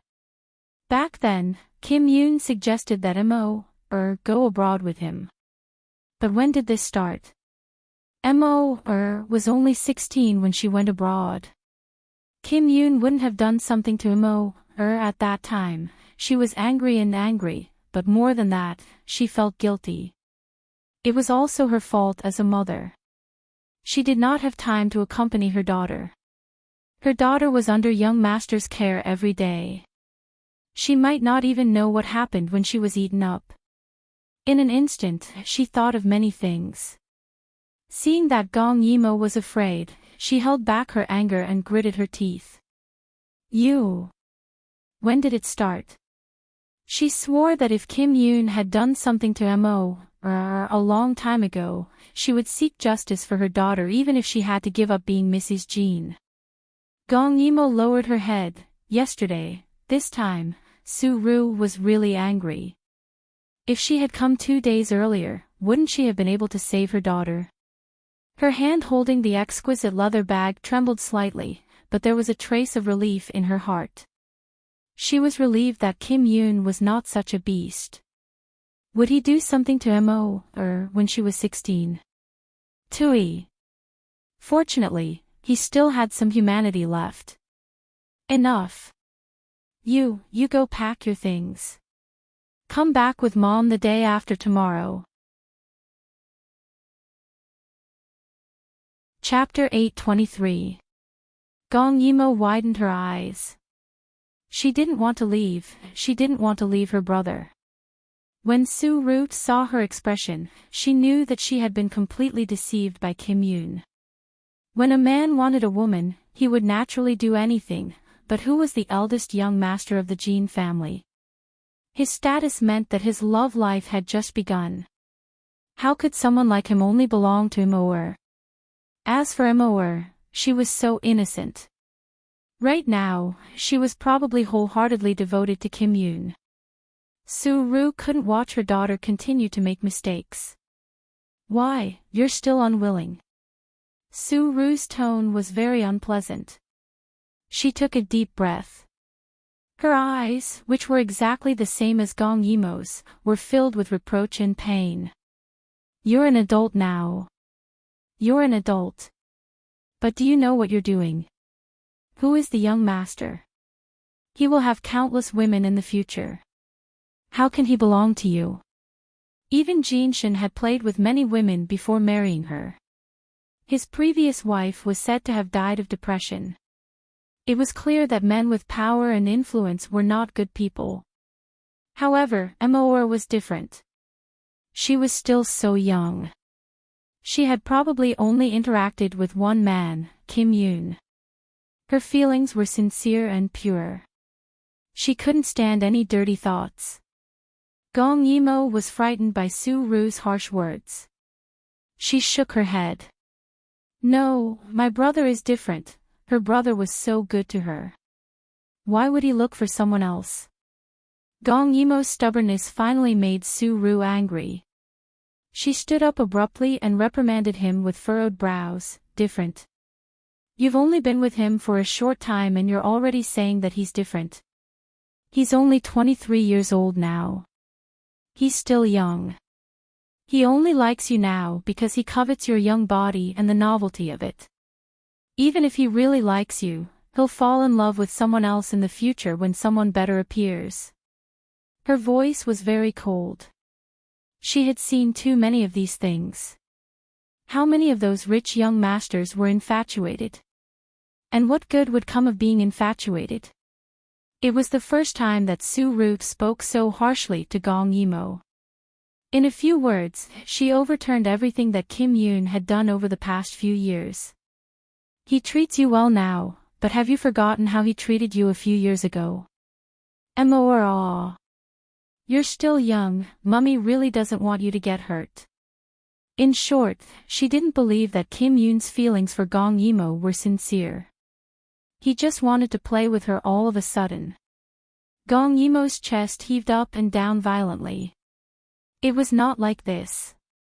Although her brother did not treat her well a few years ago, her brother was no longer her brother. Now, her brother treated her very well. None of this was fake. Therefore, in the face of Su-ru's doubts, Gong Yimo suddenly calmed down. Since she believed in her brother, why did she have to be so mysterious? Gong Yimo said slowly. Mom, let's not talk about it in the country. In the past few years abroad, only I have the right to speak. My brother is very good to me. Let's not talk about anything else. Let's talk about daily life. Every day, he would cook for me in different ways. He would think about my likes and dislikes and supervise my health. Mom, a man who doesn't treat you sincerely can wash his hands and cook for you year after year.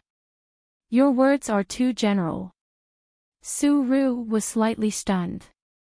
She really didn't expect that Kim Yoon would personally cook for her all these years.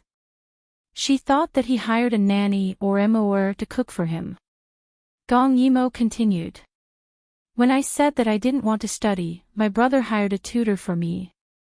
When I said that I was bored at home, my brother skipped school and took me out on a trip. When I said that I didn't like him talking to other women, he kept a distance from all the women. When I said that I didn't like sleeping alone, no matter how tired he was, he would come back from the company at night. He would often reach home at 3 or 4 in the morning. He would satisfy all of my reasonable and unreasonable requests. He would love and care for me for 2 years. If this isn't love, and if this is playing with me, then I accept it. Gong Yimo wasn't stupid. Although she was perfectly protected by Kim Yoon and didn't experience any danger, she could still tell if a person was sincere or not. Su-ru also didn't expect Kim Yoon to do this for her daughter. For a moment, her mouth was open, but she couldn't say anything. Gong Yimo suddenly felt her body lighten, and she smiled slightly. Mom, I admit that my brother protected me very well. To you, I'm a little ignorant of the world. My brother was also very domineering and deliberately didn't let me meet other men. Maybe in this world, there really is someone more suitable for me than my brother, but I met him first. His love for me made me very happy. Also, I hope that I can return the same happiness to him. I hope that Mom can help me. Su-ru wanted to say something but stopped. In the end, her face gradually became miserable. You're too young. You don't know anything. She lamented, you're as naive as Mom used to be. Gong Yimo saw tears in Su-ru's eyes. She couldn't help but pull her to sit down and said helplessly, Mom, don't cry. But when she said that, Su-ru's tears fell. Back then, when I married Jin Shin, wasn't I also full of passion? Back then, he acted as if he was sick of the outside world and treated me well wholeheartedly. I thought that I was different and that our feelings were different. But later, in just a few years, didn't he still play with me however he wanted? How can a man's feelings be entrusted to him for the rest of his life? Su-ru's words made Gong Yimo very uncomfortable. At this moment, Su-ru grabbed Gong Yimo's hand and said earnestly, Mor, listen to Mom and leave young master. Mom would rather you find a more ordinary family and live a normal life than go through what Mom went through one day. Gong Yimo wanted to withdraw her hand, but Su-ru held it tightly. Mor, take advantage of the fact that you haven't fallen too deep. Leave him. Your uncle will never allow the two of you to be together. Come back to China with me. Suddenly, the door was flung open with a bang. Kim Yoon grabbed the hot dog, his beautiful thin lips trembling in anger.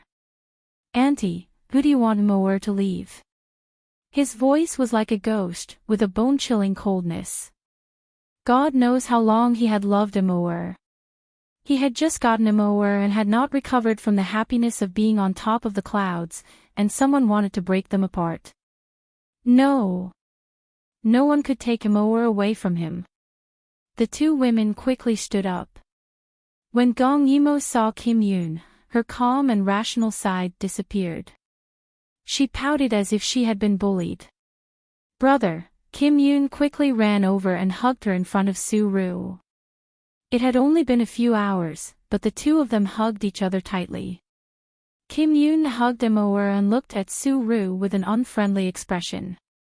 The atmosphere became extremely dangerous. You came here just to take Mor away.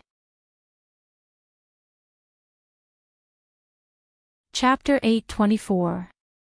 Su-Ru panicked because Kim Yoon's aura was too strong.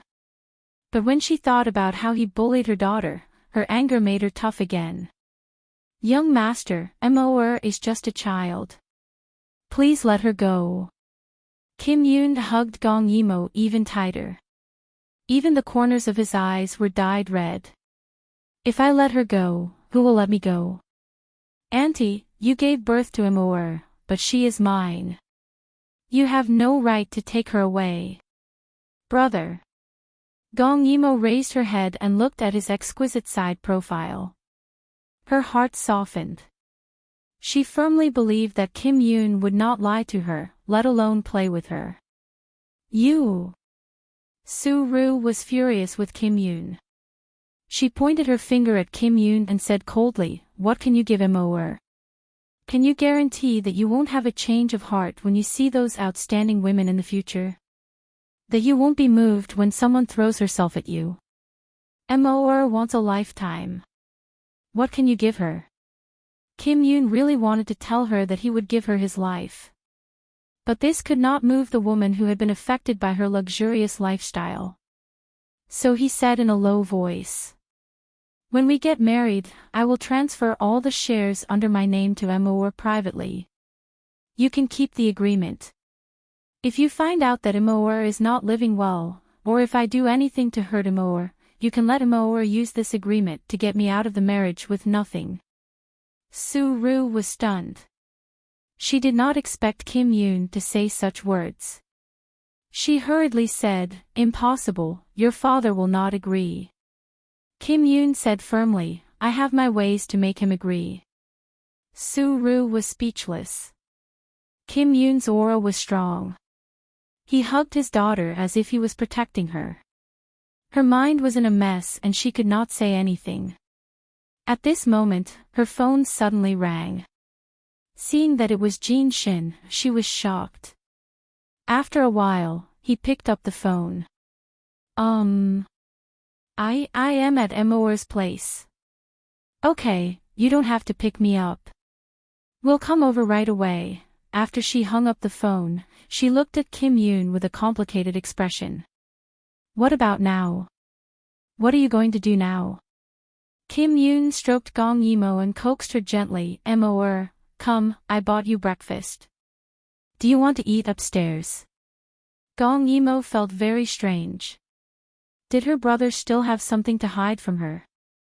However, she still took the hot dog and went upstairs. The hot dog was still hot, which showed how anxious Kim Yoon was. Kim Yoon looked at the marks on her body and felt a little distressed, but the gentleness in his eyes could not be faked. He did not want to hide what he was going to say from Mor. He just wanted to give her a surprise. After she went upstairs, Kim Yoon's expression turned cold. "Auntie, if you have any questions, you can ask me. I can give you a satisfactory answer and do it. However, Mor doesn't know anything.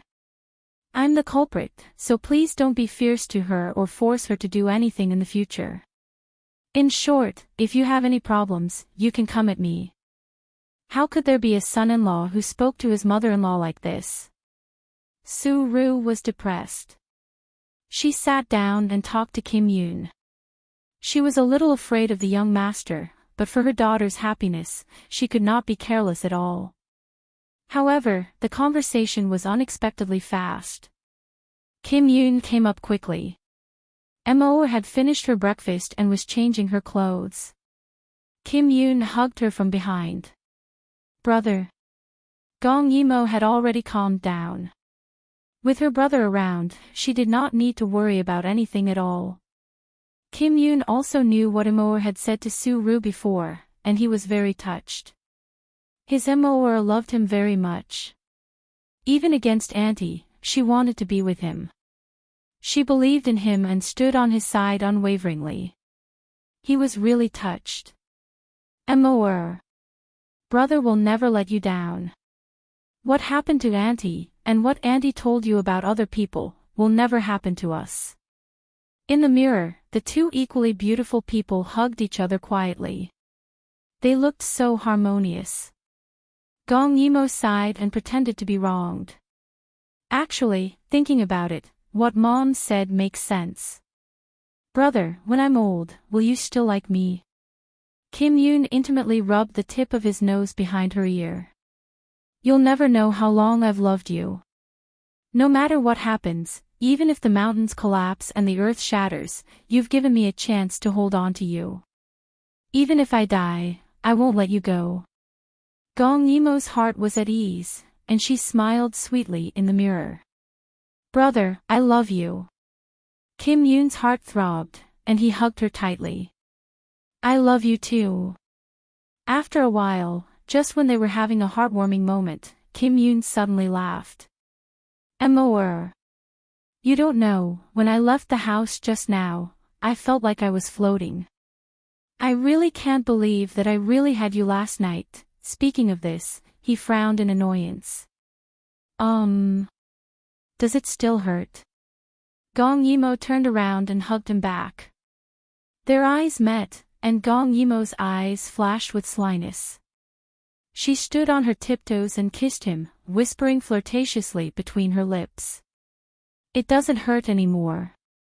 Do you believe that you have me now? Kim Yoon was in a daze, and he directly exploded when he was teased. The next second, he forcefully pressed her against the mirror and kissed her. Soft kissing sounds could be heard. Gong Yimo seemed to be resisting, because her mother was still downstairs. But how could Kim Yoon care about that? Who asked this rascal to seduce him? Suddenly, there was a cough. Gong Yimo hurriedly pushed Kim Yoon away, and the two of them looked at the door with blushing faces. Su-ru's face was also red. Young people nowadays were really too intimate, and they didn't even close the door. Your dad is here, you guys. Hurry up. With that, she ran away as if she was escaping. Gong Yimo was a little surprised by Su-ru's change. Although she knew that Kim Yoon could handle it, she didn't expect him to do it so quickly. How did you do it? Being looked at by Gong Yimo's admiring gaze, Kim Yoon raised his eyebrows proudly. Don't you know who I am? I said before, leave everything to me. Immerse, you just have to be happy. Gong Yimo smiled and nodded. The two of them tidied up and went downstairs. On the way, Kim Yoon's chauffeur drove, Su-ru sat in the front passenger seat, and the siblings sat in the back. During this time, Kim Yoon looked at Immerse with great satisfaction. Although he didn't dare to do anything in front of Su-ru, because it was impolite, his hand was playing with a strand of Immerse's hair. Immerse was so cute, even her hair was so cute. Su-ru saw Kim Yoon's infatuated face through the rearview mirror, and her heart was slightly moved. Perhaps this was true infatuation. But what needed to be said still had to be said. Remember to restrain yourself in front of Dad later, okay?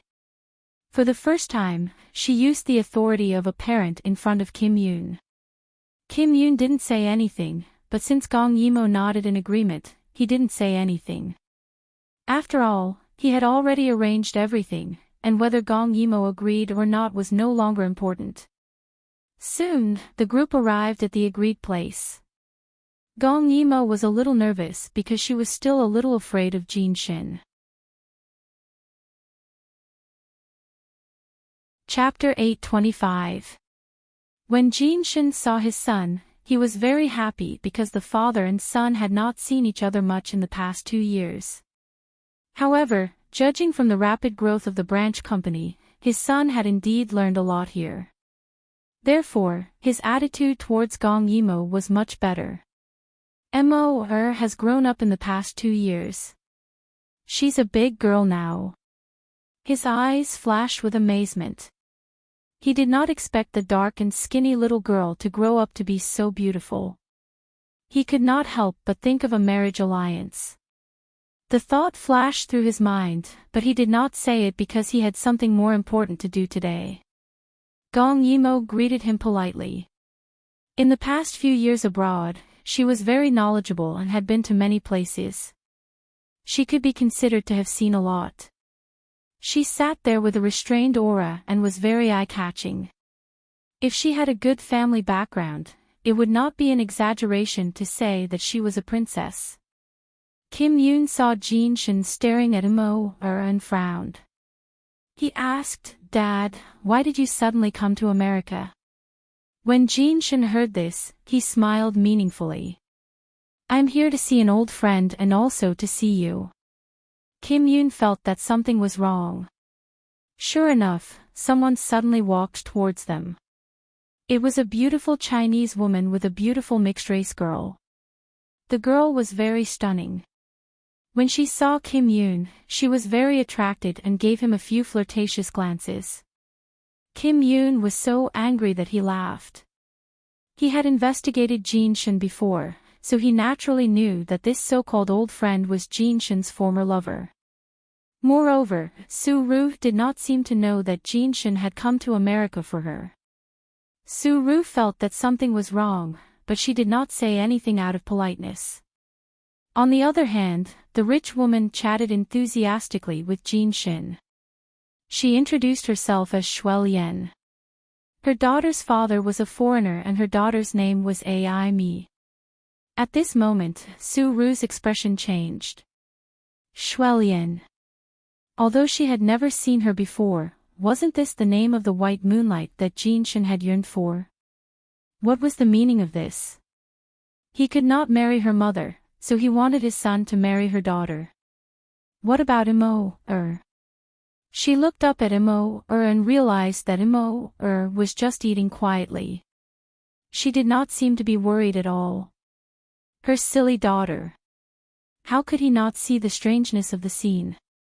It wasn't that Gong Yimou didn't realize that today's meal was like a blind date party, but because of her blind trust in Kim Yoon, she didn't say a word. Sure enough, Shuel Yen had been secretly observing Kim Yoon.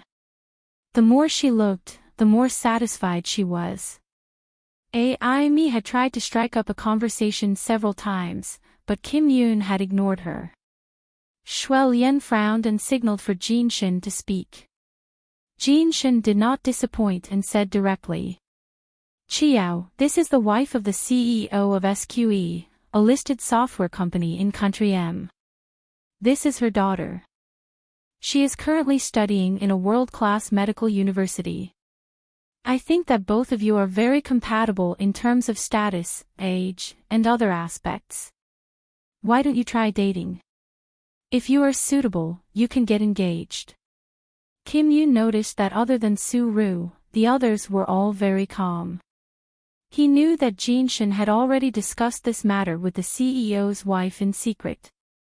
Jin Shin said it in a notifying tone, as if he wanted to show Shuel Yen how important his words were. Kim Yoon couldn't help but sneer. "I've already changed my name. I'm Kim Yoon," and his pair of gorgeous eyes glanced at Ai-mi. His sudden beauty made Ai-mi reveal an infatuated expression. Kim Yoon's smile became even more sarcastic. Admittedly, this girl named Ai-mi was very beautiful, but did Jin Shin think that he was like him, someone who couldn't resist beautiful women? Also, I don't think this young lady's appearance and status are compatible with me. It's just a listed company. Who knows how many companies are registered in Country M every day? Jin Shin was really willing to do anything to please the white moonlight in his heart. Jin Shin's expression changed and the originally awkward atmosphere immediately froze. Shuel Yen's expression was also embarrassed. Su-ru felt very relieved, but the girl named Ai-mi didn't seem to understand Chinese. You don't even listen to your father, do you? Ai-mi is beautiful and knowledgeable. What are you not satisfied with? His original thoughts were very simple. Ai-mi was so good-looking and young. Compared to the girls introduced to Kim Yoon before, she was much prettier. Moreover, Kim Yoon was 23 years old and had desires. There was no reason for him not to like her. As long as he agreed to date her, he could force them to get married. He didn't expect Kim Yoon to be so rude. Kim Yoon snorted, if you like her so much, then marry her. Since you can't marry a mother, marrying a daughter isn't bad either. His words were arrogant and domineering, following the style of the eldest young master. Jin Shin didn't expect him to speak so bluntly. If they weren't outside, he would be so angry that he would flip the table. Even Shuel Yen was very angry. Their family was now in a financial crisis. If they could rely on the Jin family, it would be a perfect solution. However, as the white moonlight in Jin Shin's heart, she knew that if she made a move, she wouldn't be able to maintain her image. She wanted to start with Kim Yoon, but this beautiful young man directly tore apart their face. Bastard! You bastard! Apologize to AI me. What kind of nonsense are you talking about? Kim Yoon shrugged and pulled Gong Yimo away. Seeing this, Jin Shin's eyes flashed with a trace of ruthlessness. You can leave if you want, but why are you pulling Immerse away? Immerse. Come back to China with me. This time, he really touched Kim Yoon's reverse scale. He hugged Gong Yimo and suddenly lowered his head to kiss Gong Yimo's little mouth in front of Jin Shin. Then, to everyone's surprise, he made a strong announcement. Please get this straight. I already have someone I like, and it's Immerse. Please don't introduce me to some random woman and ruin our relationship. This change stunned Jin Shin. Gong Yimo. Kim Yoon is actually with Gong Yimo. No wonder Kim Yoon wanted to take her abroad. This means that they must have done everything in the past 2 years abroad. Jin Shin was furious. He stood up with a bang. Bastard! Immerse is your sister. How dare you lay your hands on your sister? Kim Yoon held Gong Yimo's hand. What sister? My mother only gave birth to me. Jin Shin saw that he couldn't coax him. Although the development was a little unexpected, he still had a ruthless move. He had to make Kim Yoon and AI Me be together. If you don't let go of her, you're not a member of the Jin family anymore. He was proud of himself. He thought that Kim Yoon would definitely hesitate and then obey him. After all, no one could give up wealth and wealth. This was also the reason why he dared to directly make a request to Kim Yoon today. Unexpectedly, Kim Yoon didn't stop at all. He directly pulled Gong Yimo's hand and left. I couldn't ask for more. Gong Yimo was very cooperative and was pulled away by Kim Yoon. The corners of Su Ru's mouth curled up slightly. Looking at Shuel Yen's gloomy face, she revealed a happy smile. Chapter 826. After coming out, Kim Yoon felt very satisfied. He had never been a good father, yet he wanted to put on airs. He wanted to please the woman he liked in the past but failed to get, so he had to sacrifice his own son to maintain the appearance of justice. Did he think that no one would know if he didn't expose his little schemes? He wasn't going to play along. However, Gong Yimo was a little worried. Brother, won't we implicate Mom if we do this? Kim Yoon laughed. Silly girl, have you forgotten who Auntie is? He stuffed Gong Yimo into the car and kissed her little mouth affectionately. Auntie is a very smart woman. She's Dad's secretary. It's been so many years, Dad wouldn't dare to do anything to her, only his little darling was ignorant and still worried about others. Gong Yimo pursed her lips. Seeing that Kim Yoon was sitting in the driver's seat, she temporarily skipped this topic. Where's the driver? Brother, where are you taking me? Speaking of this, Kim Yoon was actually a little embarrassed. Before starting the car, he held Gong Yimo's hand and grinned. Since Dad is against it, let's elope. What? Gong Yimo was stunned. Brother, your company, it's already arranged. Uncle, I've already been chased out of the family. Gong Yimo blinked. Don't we need to go back and pack our things? Kim Yoon leaned over and smiled as he whispered to her, "Except for you, I've already prepared everything." They had originally planned to leave on her birthday, but since the wedding night had been brought forward and there were people who wanted to sabotage it, some things had to be brought forward. Gong Yimo burst out laughing and held on to him as they leaned over. "Okay.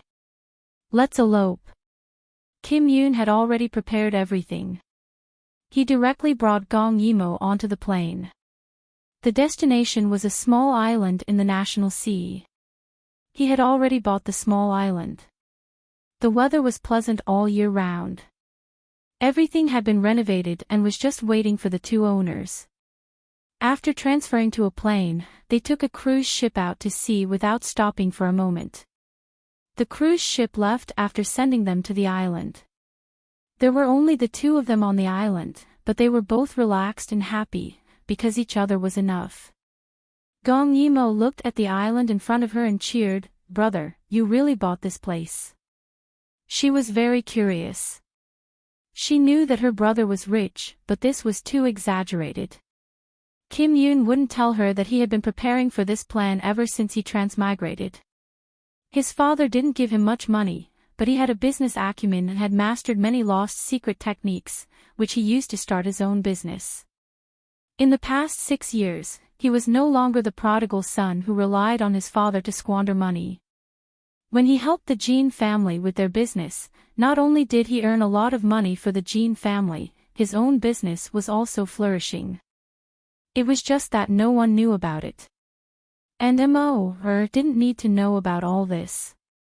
She just needed to enjoy it. Seeing Kim Yoon nod, Gong Yimo was stunned. She looked around curiously. "Brother, are there any wild beasts here?" Her attention was immediately diverted elsewhere. Kim Yoon smiled and hugged her from behind.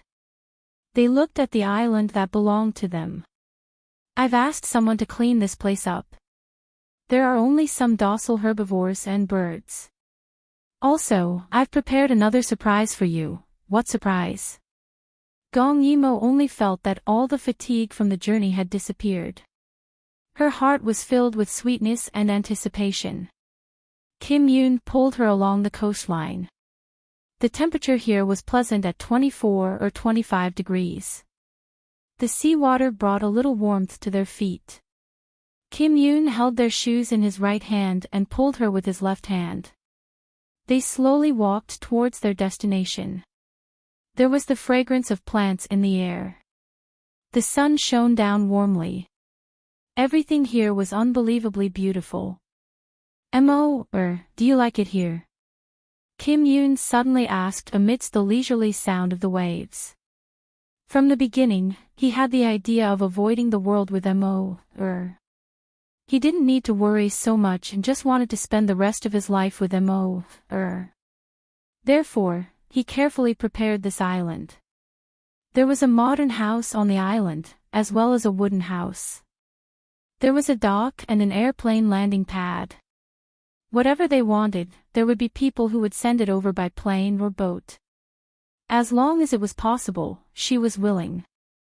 Gong Yimo squinted her eyes and enjoyed the feeling of fine sand flowing through her feet. She smiled and said in a soft but firm voice, "Brother, I like to be with you, even if it's just the two of us." She turned her face to look at Kim Yoon. The wind blew his bangs, revealing his smooth forehead. He seemed to feel something and looked over. Those beautiful eyes and the cinnabar mole were especially alluring.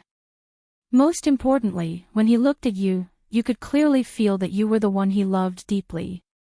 "Brother, do you want to stay with me for the rest of your life?" Kim Yoon answered her with a passionate kiss. It was a quick touch and was especially clingy. "I've wanted to be alone with you for a long time." Gong Yimo's sharp eyes noticed that Kim Yoon was blushing. She couldn't help but laugh. "Dad must be trying his best to find you now. The Kim family has a big business and brother is so capable. What if the Kim family can't do without you?" Kim Yoon raised his eyebrows. "Let him look. I have to let him know that I'm not at his mercy." Also, there are all kinds of high-tech equipment here. Even if I'm needed outside, I can operate it remotely. Anyway, I'm yours and only yours. Gong Yimo wrinkled her little nose and snorted. Where's the promised surprise? Why haven't I seen it yet? Kim Yoon pulled her and sped up. I'll take you to see it now. They went around the shoreline and walked into the island. They passed through a small forest and the fragrance of the flowers became stronger. Finally, when Kim Yoon parted the dense plants for her, she felt that she had seen heaven. It was a small wooden house that only existed in a fairy tale world. The walls were full of flowers and the roof was covered with dense vines. The flowers spread from the wall to the ground. There were all kinds of flowers clustered together on the ground, surrounding two small hot springs. It was very intimate. There were trees beside the hot springs. In the dense steam, there were strings of butterflies hanging from the trees. When they heard that someone was coming, the butterflies scattered. More than 10 of them flew to the swing beside the small wooden house. It was as beautiful as a fairyland. Gong Yimo's heart was beating very fast because she had never seen such a beautiful place. Beside her, a man hugged her gently. Do you like this home? All of this belongs to you, including me. It's all yours. Gong Yimo's nose turned sour. Home. So home could be so beautiful. Seeing that she was touched, Kim Yoon's heart skipped a beat. He didn't miss the opportunity to give her a gift that he had prepared beforehand. This is the second surprise. Chapter 827. Gong Yimo's breathing quickened. Kim Yoon urged her to open it quickly. She smiled sweetly and opened the small box. It was a marriage certificate. Gong Yimo's eyes widened. Could it be that one person could get married too? Kim Yoon smiled proudly. See? You've been my wife since 10 days ago. Are you happy? Gong Yimo's heart was filled with sweetness. She was obviously very happy, but her nose was getting more and more sour. She seemed to have been spoiled by Kim Yoon. She couldn't stand even the slightest emotional fluctuation. Kim Yoon saw tears glistening in her eyes. It was obviously a happy day, but he actually felt uncomfortable in his chest. It was as if something was stuffed to the brim and was about to overflow. But he was happy. After transmigrating for 1,000 years, he finally found his home. Gong Yimo looked at the marriage certificate a few times. Although there were tears in her eyes, she smiled and hugged it in her arms. The way she treasured it made Kim Yoon smile even more brightly. He held her other hand and knelt down. I know this seems very cliché, but it's necessary. I hope my dear wife will pretend to be surprised. Gong Yimo smiled. I would never have guessed that you were going to propose to me and give me a ring. Kim Yoon smiled gently. He held the ring until it was hot and put it on her finger. Great, he finally completed this action. Kim Yoon smiled and looked up. Now you can express your surprise and happiness, Mrs. Kim. Although she already knew what was going to happen, when it really happened, Gong Yimo couldn't help but feel her heart beat faster. She couldn't hide her smile.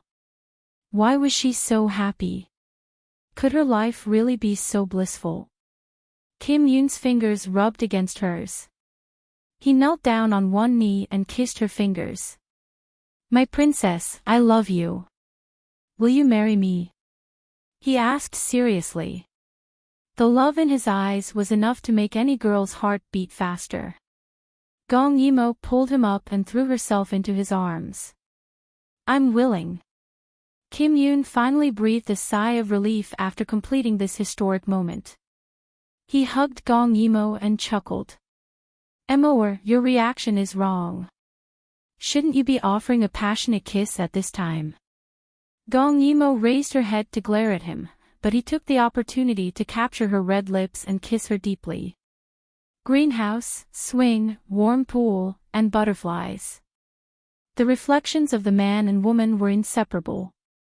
In this place where no one would disturb them, they could continue to entangle each other until the end of time. Kim Yoon and Gong Yimo had a comfortable honeymoon for a week. Starting with a sweet kiss in the morning, they made breakfast together, washed the dishes together, fished together, read books together, swung on the swing, played games together, and soaked in the hot springs together. That's what a perfect couple is like, right? At night, in the greenhouse. There was also an ultra-modern house with a landing pad, but Gong Yimo liked this wooden house. Colorful lanterns hung outside the wooden hut, illuminating the hot spring. The mist was misty and drifting, making it look like a celestial pond. The flowers were quiet, as if they were asleep. Gong Yimo and Kim Yoon sat on the big rocking chair in front of the door, snuggling up to each other. "Brother, I feel so happy with you. What about you?" Kim Yoon felt wronged. "But you still call me brother." Gong Yimo raised her head and rested her chin on his shoulder. She looked at him with sparkling eyes. "When did you start to like me?" She thought for a while and said coquettishly, "Hubby. I want to hear the truth." Kim Yoon tilted his head and kissed her little mouth.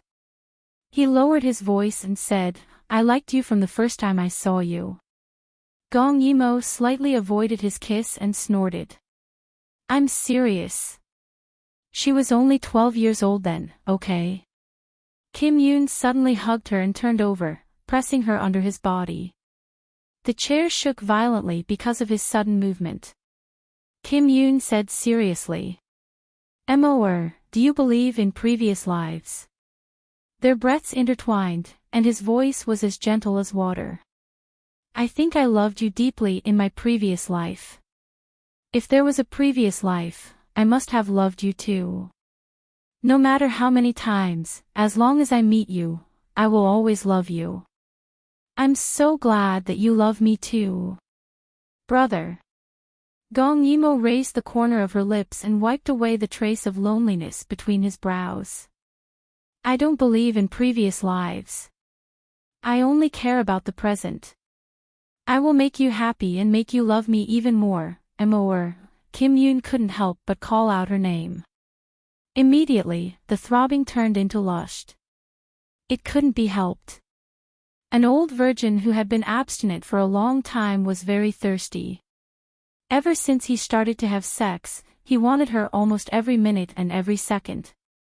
Gong Yimo chuckled. "Brother, we still have to go back tomorrow. Didn't Uncle say that he approved of me?"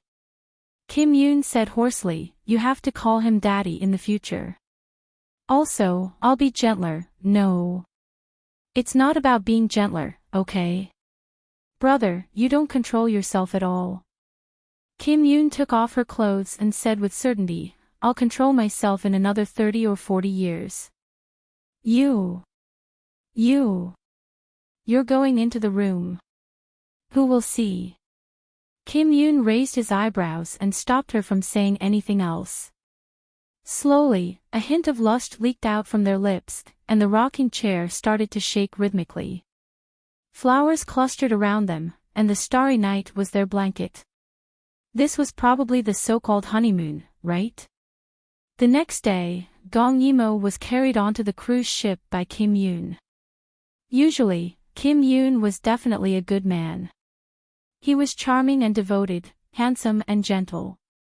But when it came to sex, he was like a different person. He was insatiable, as if he could only be sure that he had her at that time. Gong Yimo refused to change. Every time she became serious, Kim Yoon would show a pitiful expression, as if she had abused him. Then, the matter would be left unsettled. Gong Yimo thought to herself, just bear with it a little longer. When I get pregnant, I'll make him starve for a whole year. Humph. On this side of the bed, the Kim family was shrouded in dark clouds. Jin Shin did not expect Kim Yoon to be so powerful. When Kim Yoon left with Gong Yimo, he held back his anger and did not care. He even said some harsh words, but Kim Yoon actually dared to go against him. He did not pick up his calls, could not find them, and the company did not care. It was as if they had disappeared from the face of the earth. Only then did Jin Shin realize that this son of his had long been out of his control. Then, he realized that this son of his was not only out of control, but in just 6 years, he was already worth a lot of money. Jin Shin found out that Kim Yoon had 6 high-end brand companies under his name, including legendary colored glass, ink-dyed ceramics, jade finger antiques. The products under his name were mainly sold overseas, and they were very popular with the foreign upper class. They admired the lost skills in the country, and the antiques passed down were forbidden to be sold abroad. Kim Yoon's company fulfilled this requirement. Not only could they buy such mysterious and beautiful things, but they could also promote the culture of their country. Chapter 828. Jin Shin belatedly realized that in recent years, he had slowly stopped caring about things. Had he fallen so far behind the world? He also understood that the Jin family could not do without Kim Yoon. He had to come back. As for Gong Yimo, a cold glint flashed in his eyes. It was fine if he did not know in the past, but now, his son was so outstanding and smart. How could an orphan whose father had died early be worthy of him? Kim Yoon could find the most outstanding woman and go to the next level.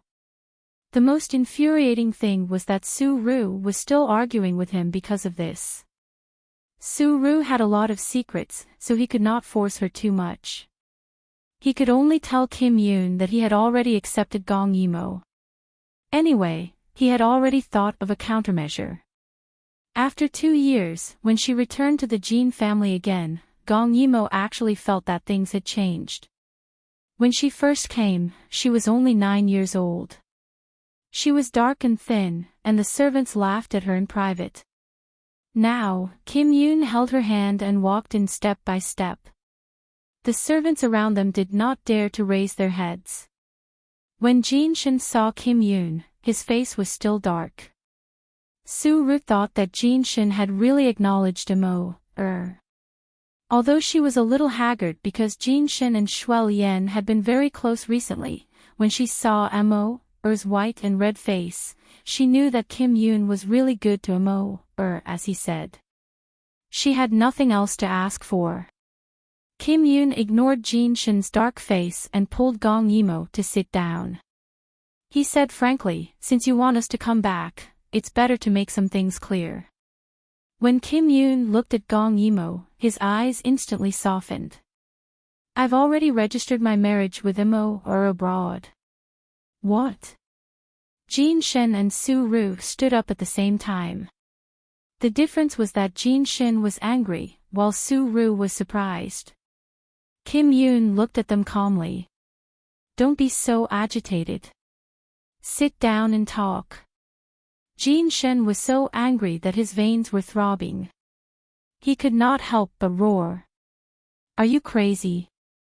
Who allowed you to get married? I'm leaving."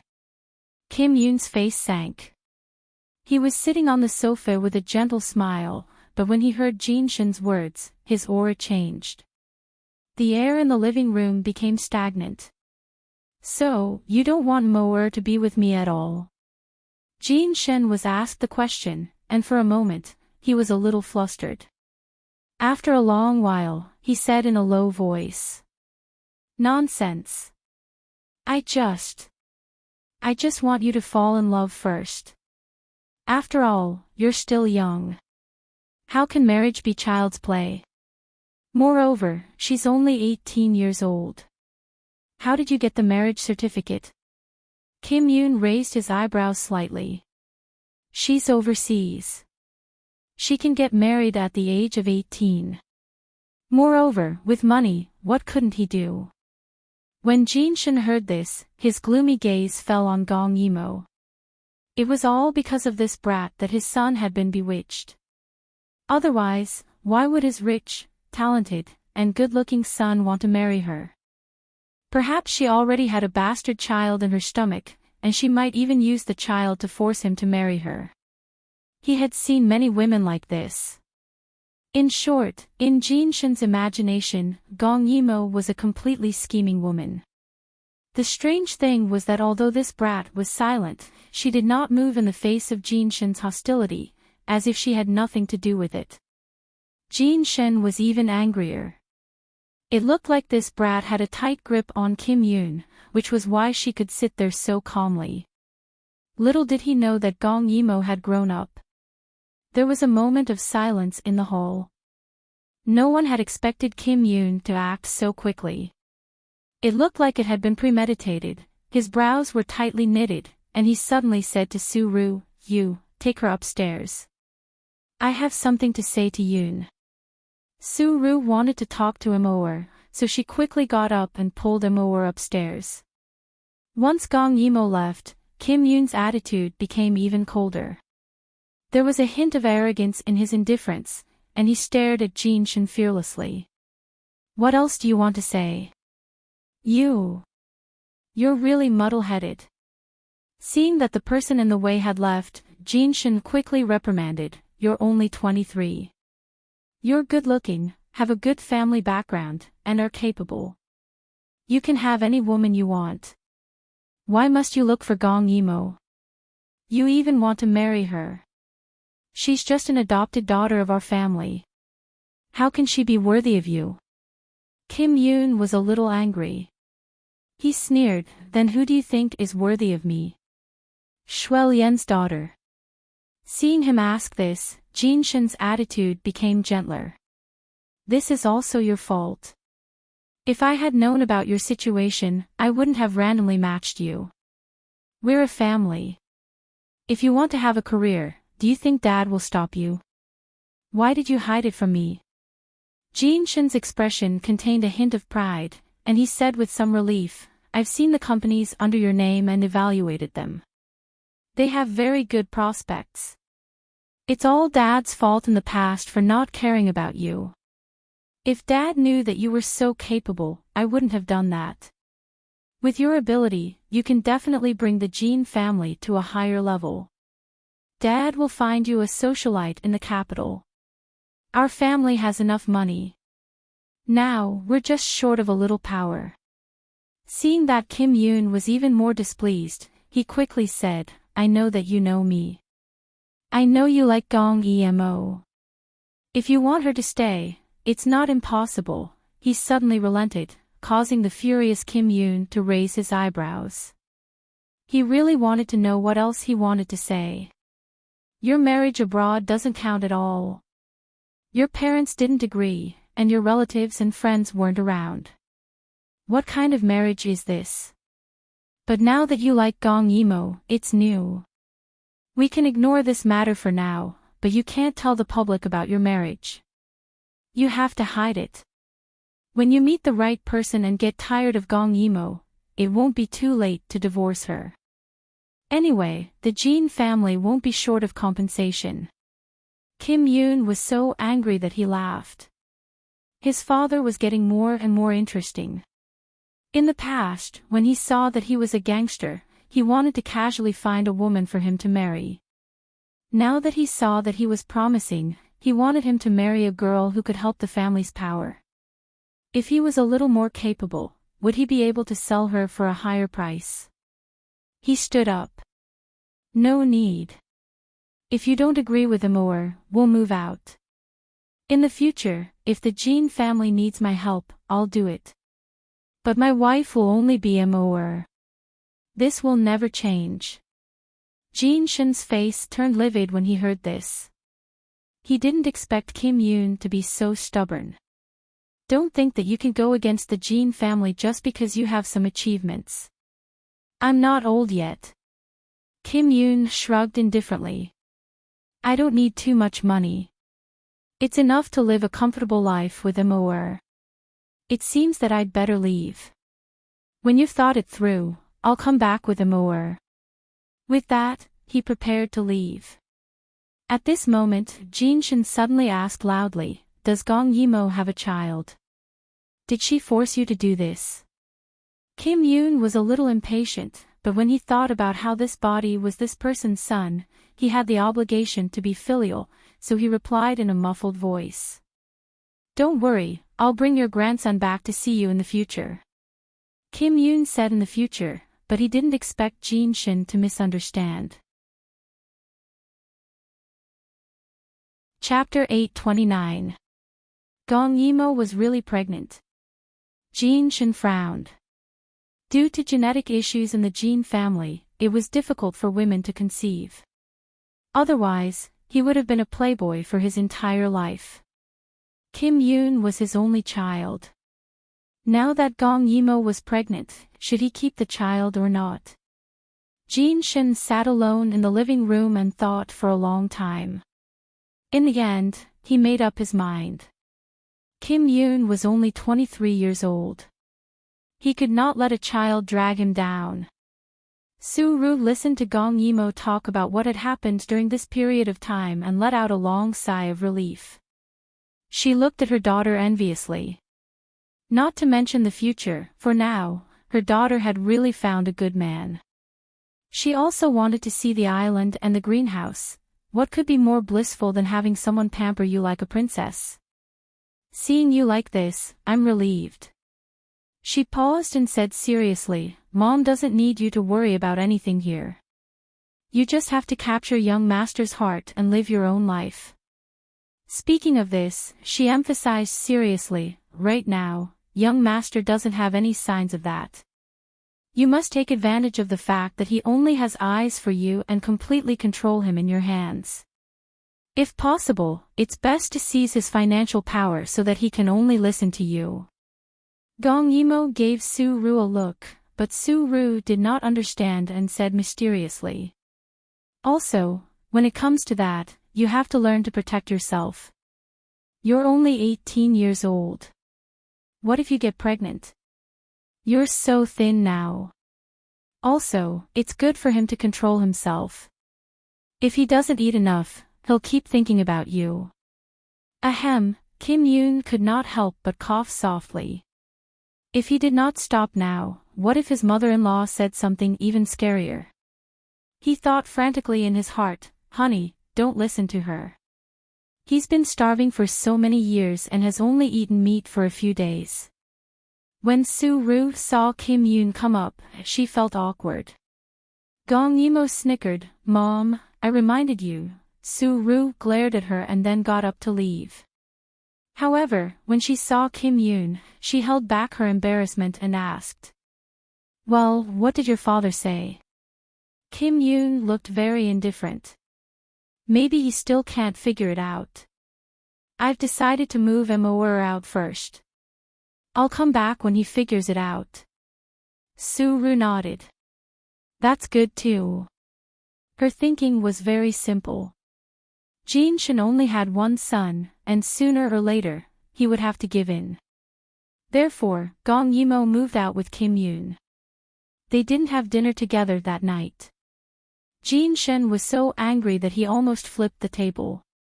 A few days passed in the blink of an eye. During this period, Jin Shin called him many times to ask him to go back. At first, his attitude was very fiery, but later, he gradually softened. Kim Yoon was not in a hurry at all. He was very comfortable with some high-tech things. He remotely controlled the company, so there would not be any trouble in a short period of time. That afternoon, Gong Yimo treated Hua Hua to lunch. After not seeing her for 2 years, Hua Hua was still wearing glasses and a black cotton dress. She had not changed much. On the other hand, when she arrived, she said that Gong Yimo had changed. She was as beautiful as an ancient fairy. When she found out that Gong Yimo and Kim Yoon were together, she was even more surprised. Momo. You. Gong Yimo covered her mouth and said shyly, do you want everyone in the cafe to hear it? Kim Yoon hugged Gong Yimo's waist and winked at Hua Hua. Don't you think we're a good match? Why are you so surprised? Hua Hua finally retracted her chin. It had to be said that the couple in front of her was really handsome and beautiful. They were much more eye-catching than the celebrities on television. Moreover, Kim Yoon's faint doting and gentleness towards Gong Yimou was enviable. Hua Hua pursed her lips. Alright, we're a good match. Momo, you're so lucky to have such a good-looking boyfriend, Kim Yoon corrected her again. We've already registered our marriage abroad. Hua Hua could no longer remain calm. This speed was too fast. Momo was only 18. Before she could say anything, Kim Yoon's phone rang. He took a look and did not expect it to be Jin Shin. Not bad. A week was enough for him to think things through. After Kim Yoon finished the call, he sneered. Judging from Jin Shin's attitude, it seemed that he had already given in. He just wanted to make one last struggle and request for an exchange. On account of the fact that Kim Yoon had taken his son's body, he did not want to make things too awkward with him. Therefore, when Jin Shin proposed to meet, Kim Yoon thought about it and agreed. I have something to do and need to leave for a while. Kim Yoon said with a smile. How about you wait for me at home? I'm worried about you being out there alone. Because Jin Shin had requested to meet him alone, he did not say anything. After all, it would not be good if he and Jin Shin got into a fight and scared Immerse. He was just a little worried about Immerse's safety. Hua Hua was unhappy. Senior Jin, it's not right of you to do this. We haven't seen each other for 2 years and you're breaking us up like this. Gong Yimou also smiled. Go ahead. It's not overseas. The security here is very good. That's right, that's right. Hua Hua nodded. I'll get the driver to send Immerse back later. Kim Yoon thought so too, so he left first. Seeing him leave, Hua Hua sighed with her chin in her hand. Immerse, I really envy you. My husband is handsome, rich and gentle. When will I meet my true love? Gong Yimou smiled gently and looked at her gently. You have to believe that there will be one. Hua Hua looked up when she heard this. She suddenly felt healed by her smile. Immerse had always been quiet and transparent. It was as if she didn't think about anything and didn't know anything. However, she felt that although those eyes were simple, they contained endless wisdom. That was why she had pestered Immerse to be friends. In the end, Immerse really became her only friend. Hua Hua smiled. Come, let's go shopping. Dad gave me a lot of pocket money. Gong Yimou nodded and the two of them paid the bill and left. The sun was shining brightly outside, so Hua Hua asked the machine to wait for her. The two of them held hands and went shopping. When they saw beautiful clothes, Hua Hua would definitely let Gong Yimou try them on. Although she didn't like to dress up, she liked to dress up Gong Yimou. Gong Yimou had no choice but to take the clothes to the fitting room. Just as she was about to take off her clothes, the wall behind her was opened. A knife was pressed against her waist. Gong Yimou was stunned as a cold voice came from behind her. Don't make a sound. Follow me. Gong Yimou's entire body tensed up. She could sense the other party's bloodthirsty aura. It was obvious that the other party was someone who had seen blood before. Therefore, she gave up struggling. She threw away the clothes in her hand and left with him. The criminal did not expect Gong Yimou to be so obedient. He was in a good mood. Originally, he thought that if Gong Yimou was not obedient, he would directly go to bed. After all, he was not afraid of causing a commotion. Chapter 830. Behind the fitting room was a dark and narrow alley. Gong Yimou asked as she observed the people behind her. Who sent you? The burly man who was escorting her pushed her. What's the use of knowing so much? Anyway, you won't be coming back. When he pushed her, Gong Yimo saw his hand. Her pupils constricted and she said calmly, "It's Uncle Jean, right? Only he would see me as a thorn in his side. However, he shouldn't be going to the extent of wanting to kill me, right? Are you so sure that I won't come back?" The burly man laughed unscrupulously. "He wants to keep you alive, but that's only because of the child in your stomach. But after your child is born, you'll belong to us." Gong Yimo was shocked. When did she get pregnant? What would happen if the other party found out that she wasn't pregnant? The burly man had been observing her the entire time. Seeing that her expression wasn't right, he didn't hesitate at all and knocked her unconscious. How could people like them, who licked blood on the tip of their blade, give their prey a chance to speak? When they were in the fitting room, if Gong Yimo wanted to scream, he would definitely be able to deal with her before she did. He patted Gong Yimo's face with his big hand. This girl was really good-looking. Hua Hua waited outside for a long time, but Gong Yimo didn't come out. She felt a little strange and went to knock on the door. However, no one answered after knocking for a long time. She squatted down and looked through the crack in the door. Although the door was locked, there was no one inside. Hua Hua was shocked. "Where's Mo?" She had been outside the door the whole time, but she didn't see Mo come out. Hua Hua quickly found the store manager and kicked the door open. As expected, Gong Yimo had disappeared. After a series of surveillance investigations, the store manager was so anxious that his forehead was sweating. There were no cameras in the fitting room. They could only see that Gong Yimo had gone in and didn't come out. But why did she suddenly disappear? Only then did Hua Hua realize that she had to call Kim Yoon. Because she was in such a hurry, she cried on the phone. Seeing that Jin Shin had finally given in, Kim Yoon said that he would let Gong Yimo try being the young madam of the Jin family for now.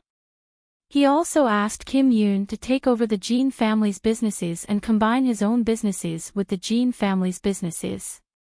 He also had to make some achievements within 3 years. Kim Yoon smiled and said, "If I want to merge the businesses under my name, I still need Mo. Kim Yoon didn't understand what he meant. The next second, Kim Yoon's phone rang. As soon as he heard Hua Hua's cries, Kim Yoon had a bad feeling. He frowned and said coldly, "Don't be anxious. Tell me clearly, where are you?" Then, when he heard Hua Hua's words, he quickly grabbed his jacket and left. Jin Shin asked with a puzzled expression, "You haven't finished speaking yet. Where are you going?" Kim Yoon glanced at him suspiciously. However, even a vicious tiger wouldn't eat its cubs. From what he had heard from Jin Shin, the other party actually thought that Mo was pregnant. Since that was the case, Jin Shin shouldn't have done anything to Mo. Hence, he didn't say anything. He glanced at Jin Shin coldly and left. Jin Shin frowned. It seemed that the other party had succeeded. When Kim Yoon arrived, the police had already surrounded the clothing store. Furthermore, they found a secret door behind the small cubicle where the clothes were changed. However, the boss said that he didn't know about this at all and that the investigation was progressing slowly. When Hua Hua saw Kim Yoon, she hurriedly ran over. Her eyes were swollen from crying. I'm sorry. I didn't expect such a thing to happen. Mo was just trying on clothes." Kim Yoon was very angry, but he didn't have the time to blame her. After all, he didn't expect such a thing to happen on such a bustling street during the day.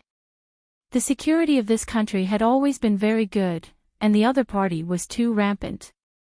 After greeting the police, their attitude became even more serious.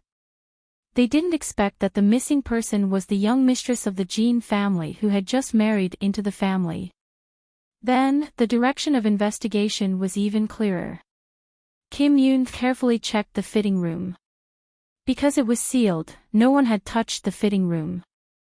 The police had collected fingerprints, so he could check it freely. Kim Yoon picked up the clothes that Gong Yimo was going to try on and narrowed his eyes. The tag of the clothes had been torn off by someone, but he didn't know if that person was Mo or her. He walked back through the door of the fitting room and found a narrow alley. There was a lot of trash in the alley, but he didn't care at all. He used the light on his phone to search carefully on the ground. Finally, he found the small tag. Kim Yoon happily picked it up and looked at it carefully. It was a foreign language tag, but a few letters had been scratched out with fingernails. Kim Yoon hurriedly returned to the clothing store and pulled off the same tags to compare. He found that the letters that had been scratched out by fingernails were J and the number 9. Beside the number 9, there was a letter Z printed with fingernails. J obviously meant Jean. Could it really be Jean Shin? Kim Yoon trembled. He didn't expect Jean Shin to hate Mo to this extent. He actually hired someone to capture her. To think that he had pretended to accept Mo today. It seemed like it was all a lie. However, Jin Yoon was also very glad that it was him. Otherwise, how would he find his Mo, or even if he had to go to the ends of the earth? Kim Yoon ran back like a madman. Jin Shen was waiting for news. Strangely, he couldn't contact that person. He had no choice but to throw away the SIM card. He thought that no matter what, they must have taken her away. That was all that mattered. However, the next second, the door was kicked open by Kim Yoon. Before Jin Shin could react, Kim Yoon grabbed his collar. At that moment, Kim Yoon's murderous aura seemed to have materialized. Jin Shen was suddenly frightened by his fierce gaze and forgot to resist. "Where's Mo, These few words were practically squeezed out from the gaps between Jin Yun's teeth. Jin Shen panicked. Just as he was about to retort, Kim Yoon punched him to the ground. Jin Shen was stunned. He was actually hit by his own son. When the butler saw this, he quickly brought people over to stop them. However, Kim Yoon glared fiercely at them and no one dared to come close. They only helped Jin Shen up. Jin Shen touched his face and widened his eyes. "You're rebelling." However, he didn't expect Kim Yoon's voice to be so loud that it was almost a roar. "I know it's you. Where's Mo, Where did you hide Mo, Jin Shen had a guilty conscience. The next second, his collar was grabbed again. The housekeeper and the servants didn't dare to pull him back, because Jin Yun's appearance was too scary. "Let me tell you. All the shares of my 6 companies and all my money are under Mo's name. If anything were to happen to her, all the money and the secret recipe would be donated. If you want these things, return her to me." Kim Yoon's eyes were red as he roared like a wild beast. As for Jin Shen, he was stunned. Everything about Kim Yoon was in Gong Yimo's hands. Chapter 831. Initially, he wanted to play dumb, but when he heard this, he could no longer remain calm. He stared at his son and asked in disbelief. "You're lying to me, aren't you?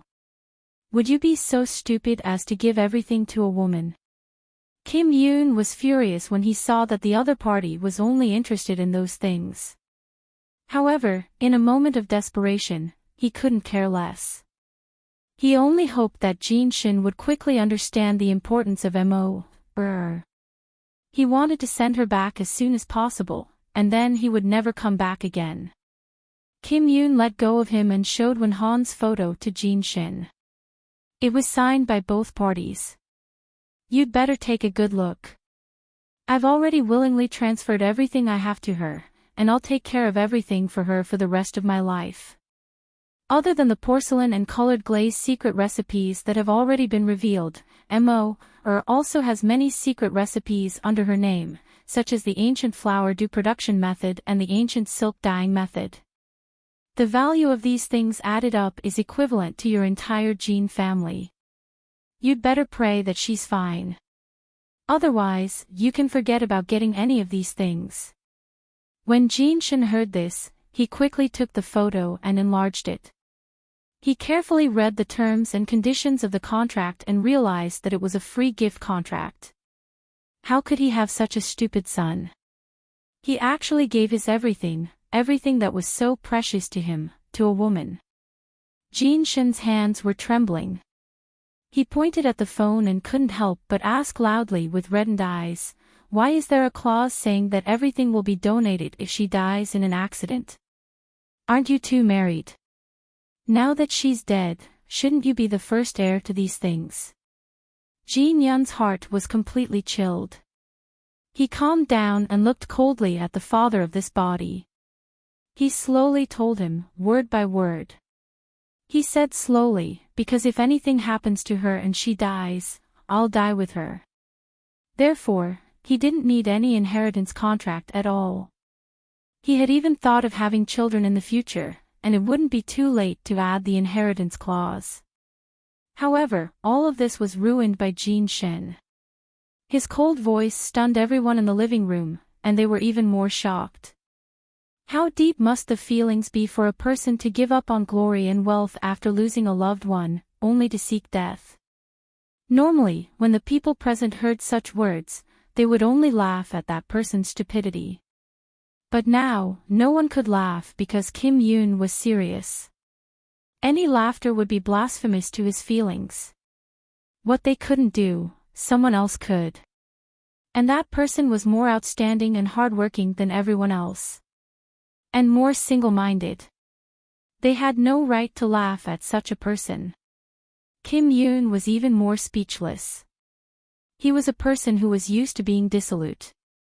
He simply couldn't understand Kim Yoon's feelings. Suddenly, a whimper was heard. Everyone turned around and saw Su-ru squatting on the stairs, crying. Perhaps only Su-ru would understand Kim Yoon's love for Immerse. She originally thought that Kim Yoon's promise was just empty talk. She didn't expect him to really do it and even add such a clause. Only then did Jinshin realize that Kim Yoon wasn't joking. If anything were to happen to Gong Yimo, this son of his would seek death. He panicked. Although he didn't understand this kind of feeling, he couldn't risk his only son. Fortunately, he had made an agreement with the other party. He could only punish Gong Yimo as he pleased after she gave birth to the child. Now, Gong Yimo should still be safe, however, after this incident, his son would probably hate him. Seeing Jinshin trembling, Kim Yoon roared angrily, "Hurry up and call them to send her back." This was the first time Jinshin had been so frightened that he trembled. After thinking about it, it was indeed more important to find her first. After all, Gong Yimo wasn't alone now, but a mountain of gold. However, he used his own phone to call that number several times, but all he got was a busy signal. Kim Yoon watched anxiously from the side. "Who is this person? Who gave you his phone number?" Jinshin finally frowned and told the truth. For a family as big as the Jin family, they naturally had their own shady business. However, they usually didn't use it, and usually didn't interfere with each other's business. This person called Shaoli was the person he would occasionally use. As long as the price was right, this person could act as a middleman and help him contact specialized people to deal with specialized matters. This time, because he wanted to hide Gong Yimo first and not allow her to appear after she gave birth, the person he contacted was most likely an international human trafficker. Kim Yoon frowned when he heard this, but he still had a glimmer of hope in his heart. Since it was Jinshin's people, as long as he paid, they probably wouldn't do anything to hurt Immerse. However, he had to find this Shaoli first. Since the phone couldn't get through, Kim Yoon prepared to go to the police. Just as he was about to leave, Jinshin suddenly received a message on his phone. This message wasn't from Shaoli, but from an unknown number. Kim Yoon's fingers trembled slightly, but he still clicked on it in the end. Mr. Jean, the contract's requirement is that after the hostage gives birth to the child will belong to you, and the hostage will belong to us. But now, she isn't pregnant at all. We will follow the instructions and never let her appear in front of you again. This news made Kim Yoon's eyes pop out of their sockets. He took a deep breath and quickly called the other party, but he was told that the other party's phone was turned off. In other words, Immerse had been taken away, never to appear in the country again. Kim Yoon felt a fishy taste in his throat and almost fell to the ground. But he couldn't. Immerse was still waiting for him. Immerse was waiting for him. When Gong Yimo woke up, she found herself on a ship. As a stowaway, she was locked in a small space. With the dim light, she realized that there were many women around her age around her.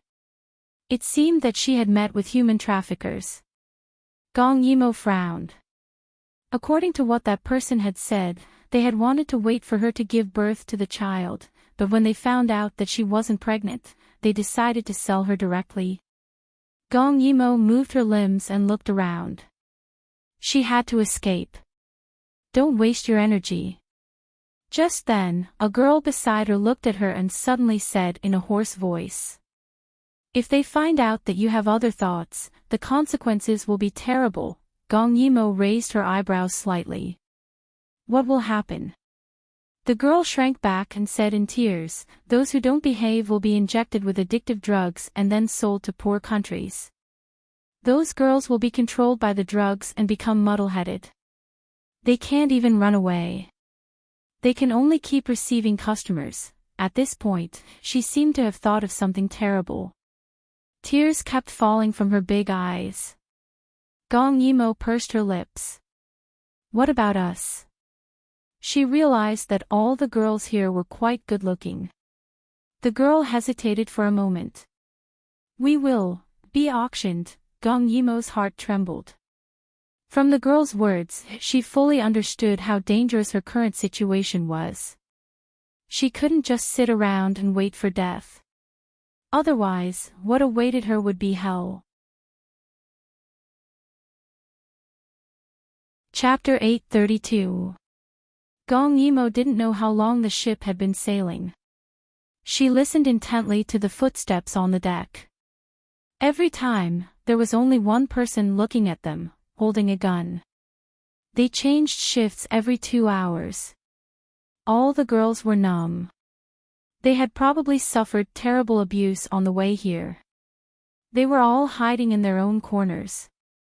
Suddenly, a girl said in a low voice, "No, we have to escape. It's the sea outside. I know how to swim. I'd rather drown than be manipulated by them." At this moment, the timid girl beside Gong Yimo shivered again. "If you want to leave, you can leave. I'm not leaving. I saw with my own eyes how they drugged my sister. It was too scary. After that, my sister looked like she was drunk. She didn't even react when they took turns. I don't want to become like that." The girls around her were even more afraid when they heard her words. The one who said that she wanted to escape also shut her mouth in despair. When she thought of the consequences, the courage that had just risen disappeared. The girl beside Gong Yimo said again, "I heard that good-looking people like us will be auctioned off. My family is rich. If someone buys me, I'll get my family to redeem me. Moreover, rich people are usually well-educated. If I don't want to, they probably won't do anything to me." When she said that, the girls suddenly didn't feel so repulsed by the place they were going to. If they could really meet a good person, a cold light flashed in Gong Yimo's eyes. If they were really good people, they wouldn't have bought such people from the black market. Although she had never come into contact with such things, she remembered the words of the person who had captured her. That was, she could never go back. It could be seen that the outcome of being auctioned off would be miserable. She couldn't help but look at the timid girl beside her. This girl had been saying that she was afraid from the beginning. Perhaps she was lying on purpose, so that they would give up struggling. First, they would scare them and then give them false hope. Gong Yimo pretended not to know. She listened to the commotion outside and waited until late at night. Late at night, when everyone was asleep, Gong Yimo suddenly opened her eyes. A stone appeared in her hand out of thin air.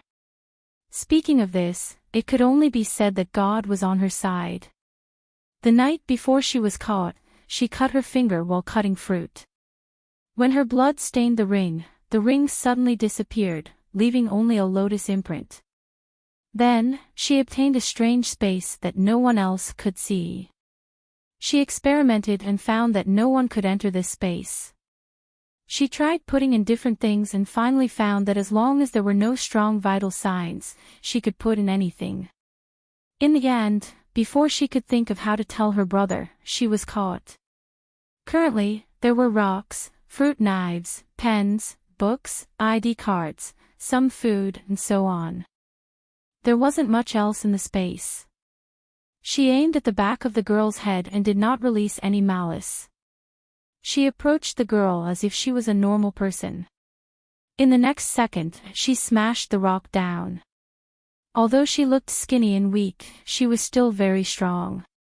Moreover, she had a good grasp of the acupuncture points. With one stone, the other party was knocked unconscious before he could even make a sound. At first, Gong Yimo wasn't sure if she was a spy planted by the enemy, but after knocking her out, she found a gun behind her. Gong Yimo's heart skipped a beat.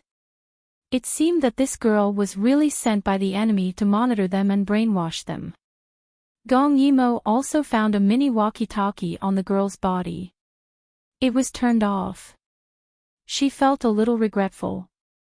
If only it was a phone. She looked around and stood up quietly. 10 minutes ago, the person outside had changed shifts. However, he didn't move at all. Perhaps he was taking a nap. Gong Yimo thought for a moment and knocked on the deck. Her movements were very light, but the other party heard it immediately. A man's impatient voice sounded. What? Many girls were awakened by his voice. They didn't know what was going on and all of them curled up, afraid that they would be implicated. Gong Yimo narrowed her eyes and hesitated for a moment before speaking in a very delicate voice. Big brother, can you open the door? I want to pee.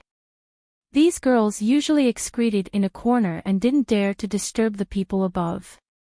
This was because one of them had gone up and never came down again. When they heard the girls' painful screams, they didn't dare to go out. Hence, the smell inside was really bad.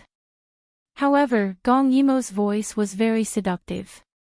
She said that she wanted to go to the washroom, but it made the other party's Adam's apple move. He thought that it was already so late and the head of the in-charge was already asleep. If someone came knocking on his door, it should be fine, right? Moreover, there was a maid downstairs. If there was anything, she would inform them. Hence, he hesitated for a moment and excitedly opened the deck. A stinky smell rushed out. However, Gong Yimo's face was glowing under the moonlight. She was like a fairy who had accidentally fallen into a quagmire. He hurriedly dragged her out and locked the deck again. He knew this girl. Boss had brought her here personally. It was said that she was the daughter of a big family and could be sold for a good price. Boss had told them not to touch her. Gong Yimo looked at him shyly. Her seduction was written all over her face. I'm afraid that I'll scare the girls here. Let's go somewhere further away to pee, okay? The other party was a burly man who was 189 meters tall. When he heard this, he couldn't help but feel tempted. This kind of rich girl didn't know the ways of the world and wasn't a threat at all. Although boss had told them not to touch her, but the rich girl had taken the initiative to invite him. If he didn't do it, he would feel sorry for his second brother. Hence, he directly dragged Gong Yimo to a room. Once he closed the door, he couldn't wait to pounce on her. Gong Yimo dodged a little and looked at him shyly. "Big brother. If I follow you, can you ask them not to sell me?" So she had a request. The burly man's doubts were dispelled. He secretly laughed at Gong Yimo's wishful thinking. However, he couldn't help but nod his head. He approached her with a lecherous smile. "Then you must serve me well, big beauty." Gong Yimo nodded shyly and allowed the other party to push her onto the bed. Then, she took the initiative to press the other party's head on her shoulder. "I'll make you feel good." Her voice was itchy with a hint of fear. However, a fruit knife suddenly appeared in her hand that was on the other party's back. About 1.5 centimeters below the spinous process of the third lumbar vertebra, there was a fatal acupoint called the Chi-Hyu acupoint. She ignored the other party's weight and slowly reached for the acupoint. Then, she pressed one hand on the man's head and smiled coquettishly. Without any murderous intent, she ruthlessly stabbed the knife in. Then, she felt the man's body on top of her suddenly stiffen and twitch non-stop. After a few moments, he stopped moving. You're tuning into the LoveLore Library YouTube channel. We're so grateful for your support, and don't forget to subscribe to join us on this incredible journey through captivating stories. Your generosity through donations truly makes a world of difference, as it's the primary source of revenue that allows me to expand and enhance this channel for you. Thank you from the bottom of my heart for being a part of this adventure.